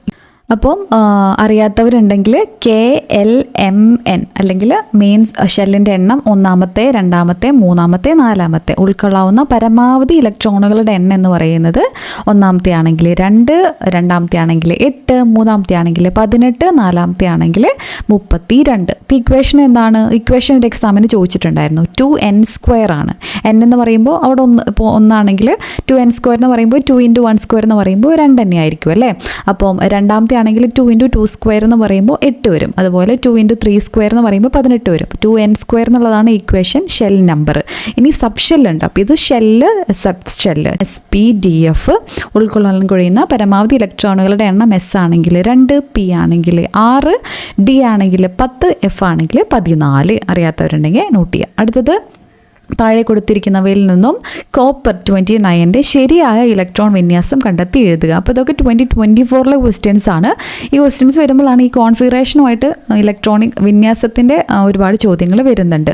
അപ്പോൾ 1s2 2s2 നമുക്ക് 29 ടോട്ടൽ എന്തായാലും നമ്പർ വരണം. പിന്നെ നമുക്കറിയാം അവസാനത്തെ ഈ 10 ഒക്കെ ആയിരിക്കുകയാണെങ്കിൽ നമ്മൾ പണ്ട് പഠിച്ചിട്ടുള്ള ഓർമ്മയിലൊക്കെ ഉണ്ടല്ലോ, അതായിരുമ്പോൾ അത് കുറച്ചും കൂടെ സ്ഥിരമായിട്ടിരിക്കും എന്നുള്ള രീതിയിലൊക്കെ നമ്മൾ പഠിച്ചിട്ടുണ്ട്. ഓക്കെ, അപ്പം ആ രീതിയിൽ കണക്ട് ചെയ്യുക. 3D10 ആണ്, 4s1 ആണ്. 4s2 എന്താ വരാത്തത്? കാരണം 29 എന്ന് പറയുമ്പോൾ അത്രയും നമ്പറാണ് വരേണ്ടത്. സോ ഓപ്ഷൻ ബി ആണ് ഇവിടെ കറക്റ്റ് ആയിട്ടുള്ള ആൻസർ ആയിട്ട് വരുന്നത്. അടുത്തത് താഴെ കൊടുത്തിരിക്കുന്നവയിൽ ഹീറ്റിംഗ് കോയിൽ നിർമ്മിക്കാൻ ഉപയോഗിക്കുന്ന അലോയ് സ്റ്റീൽ ഏതാണ്? ഹീറ്റിംഗ് കോയിൽ ഏതാണ്? നിക്രോം ആണ് അല്ലേ? ഓപ്ഷൻ സി ആണ് കറക്റ്റ് ആയിട്ടുള്ള ആൻസർ. അടുത്തത് ആധുനിക ആവർത്തന പട്ടികയിൽ മൂലകങ്ങളെ ക്രമീകരിച്ചിരിക്കുന്നത് താഴെ പറയുന്നവയിൽ എന്തിൻ്റെ അടിസ്ഥാനത്തിലാണ്? അപ്പോൾ ആധുനിക ആവർത്തന പട്ടിക ആയതുകൊണ്ട് എന്തിൻ്റെയാണ്? ആറ്റോമിക് നമ്പർ ആണ്. ഓപ്ഷൻ സി ആണ് കറക്റ്റ് ആയിട്ടുള്ള ആൻസർ. ദ്രാവകാവസ്ഥയിലുള്ള ലോഹമായ മെർക്കുറിയുടെ അയിര് നമ്മൾ ആദ്യം തന്നെ ഡിസ്കസ് ചെയ്തിട്ടുണ്ടായിരുന്നതാണ്. താഴെ പറയുന്നതിൽ ഏതാണ് അതാണ് ഓപ്ഷൻ ഡി സിനാബാർ എന്നുള്ളതാണ് കറക്റ്റ് ആയിട്ടുള്ള ആൻസർ ആയിട്ട് വരുന്നത്. ഇനി അടുത്ത ചോദ്യം, ഉരുളക്കിഴങ്ങ് കൃഷിക്ക് അനുയോജ്യമായ മണ്ണിന്റെ pH മൂല്യം. അപ്പോൾ pH റിപ്പീറ്റ് ചെയ്യുന്നൊരു ഭാഗമാണ്. ഏതാണ്? നമ്മൾ നേരത്തെ കണ്ടിട്ടുണ്ടായിരുന്നു, എടുത്ത് പറഞ്ഞിട്ടുണ്ടായിരുന്നു. ഓപ്ഷൻ സി ആണ് കറക്റ്റ് ആയിട്ടുള്ള ആൻസർ. 5 ആണ്. അപ്പോൾ നമുക്കിവിടെ ഞാൻ താഴെ കൊടുത്തിട്ടുണ്ട് അതിൻ്റെ ഇമേജ്. കാർഷിക വിളകളുടെ pH മൂല്യം. ഭൂമിയുടെ ഉപരിതലത്തിൽ എല്ലായിടത്തുമുള്ള മണ്ണിൻ്റെ ഗുണം ഒരുപോലെയല്ല. അപ്പോൾ ജലലഭ്യത, മണ്ണിൻ്റെ ഘടന എന്നിവയൊക്കെ കാർഷിക വിളകളെ സ്വാധീനിക്കുന്ന ഘടകങ്ങളാണ്. പൊതുവെ 6.5 to 7.2, 6.5 മുതൽ 7.2 വരെ pH മൂല്യമുള്ള മണ്ണാണ് അധിക വിളകൾക്കും യോജിച്ചത്. ക്യാരറ്റ്, ക്യാബേജ് തുടങ്ങിയ വിളകൾക്ക് pH 7 മുതൽ 8 വരെയാണ്. അപ്പോൾ ഇതൊക്കെ ചോദിക്കാൻ സാധ്യതയുണ്ട്, ഇമ്പോർട്ടൻ്റ് ആണ്. ക്യാരറ്റ്, ക്യാബേജ് ഒക്കെ ആണെങ്കിൽ pH 7 to 8 ആണ്. എന്നാൽ pH 5 അടുത്ത മണ്ണാണ് ഉരുളക്കിഴങ്ങ് പോലുള്ള വിളകൾക്ക് അഭികാമ്യം. അപ്പോൾ എടുത്ത് ചോദിക്കുന്ന ഒരു pH ഇപ്പം സിലബസിൽ എടുത്ത് പറഞ്ഞിട്ടുണ്ട്, എടുത്ത് ചോദിക്കുന്ന ഒരു മേഖലയാണ്. ആവർത്തന പട്ടികയിലെ കൃത്യമായ സ്ഥാനം നിർണ്ണയിക്കാത്ത മൂലകം ഏതാണ്? ഹൈഡ്രജൻ ആണ്. എടുത്ത് പറഞ്ഞിട്ടുണ്ട് ഹൈഡ്രജൻ്റെ ഒരു പൊസിഷനൊക്കെ പറ്റിയിട്ട്. ഓക്കെ, തൊട്ടും തൊടിക്കാണ്ട് ഒന്നിൻ്റെ ഒരു കുറച്ച് മുകളിലായിട്ടാണ് ഹൈഡ്രജൻ ഇരിക്കുന്നത് അല്ലേ? സോ അതാണ് കറക്റ്റ് ആൻസർ. താഴെ പറയുന്ന ഏത് രാസവസ്തുവിനെ നിർജ്ജലീകരിക്കാനാണ്, ഡീഹൈഡ്രേറ്റ് ചെയ്യാനാണ് സൾഫ്യൂരിക് ആസിഡ് ഉപയോഗിക്കാത്തത് എന്നുള്ളതാണ് ചോദ്യം. അമോണിയ എന്നുള്ളതാണ് കറക്റ്റ് ആയിട്ടുള്ള ആൻസർ. സോ കുറച്ച് ക്വസ്റ്റ്യൻസും കൂടി ഉള്ളൂ. നമ്മൾ ഇരുമ്പിൻ്റെ ധാതു അല്ലാത്തത് ഏത്? അപ്പോൾ ഈ രീതിയിലുള്ള ചോദ്യം ചോദിക്കുന്നുണ്ട്. നമ്മളെപ്പോഴും പറയുന്നതാണ് ബോക്സൈറ്റ്, അലുവ ബോക്സിൽ കൊണ്ടുവന്നു, അലുമിനിയത്തിൻ്റെയാണ്. സോ 71 എന്നുള്ളത് ഇവിടെ അലുമിനിയത്തിൻ്റെയാണ്, അത് തെറ്റായിട്ടുള്ളതാണ്. ഹാമറ്റൈറ്റ്, സിഡറ്റൈറ്റ്, മാഗ്നറ്റൈറ്റ് ഒക്കെ എന്തിൻ്റെയാണ്? ഇരുമ്പിൻ്റെ ധാതുക്കളാണ്. ഒരു ഓർബിറ്റിൽ ഉൾക്കൊള്ളാവുന്ന പരമാവധി ഇലക്ട്രോണിൻ്റെ എണ്ണം എത്ര? ഒരു ഓർബിറ്റിൽ, അതായത് ഒരു ഷെല്ലിൽ ഉൾക്കൊള്ളാവുന്ന പരമാവധി ഇലക്ട്രോണിൻ്റെ എണ്ണം എത്രയാണ്? നമ്മൾ നേരത്തെ പറഞ്ഞു 2n² എന്നുള്ളതാണ് കറക്റ്റ് ആയിട്ടുള്ള ആൻസർ. അടുത്തത് ആധുനിക ആവർത്തന പട്ടികയുമായി ബന്ധപ്പെട്ട് ശരിയല്ലാത്തത് ഏതൊക്കെയാണെന്നുള്ളതാണ് ചോദ്യം. ആധുനിക ആവർത്തന പട്ടികയുടെ ഉപജ്ഞാതാവ് മോസ്ലി ആണ്, കറക്റ്റാണ്. ആധുനിക ആവർത്തന പട്ടികയുടെ ഉപജ്ഞാതാവ് മെന്റലീവ് ആണ്, അത് തെറ്റാണ്. ഓക്കെ, അപ്പോൾ അത് തെറ്റാണ്. ഇവിടെ ശരിയല്ലാത്തതാണ് ചോദിച്ചേക്കുന്നത്. അപ്പോൾ 2 ആൻസറിൽ വരും. ആധുനിക ആവർത്തന പട്ടികയിൽ മൂലകങ്ങളെ ആറ്റോമിക് നമ്പറിൻ്റെ ആരോഹണക്രമത്തിൽ വിന്യസിച്ചിരിക്കുന്നു, അത് ശരിയാണ്. പക്ഷെ ഇവിടെ ശരിയല്ലാത്തതാണ് ചോദ്യം. അപ്പോൾ 2, 4 ശരിയല്ലാത്തത് കൊണ്ട് ഓപ്ഷൻ ബി ആണ് കറക്റ്റ് ആയിട്ടുള്ള ആൻസർ ആയിട്ട് വരുന്നത്.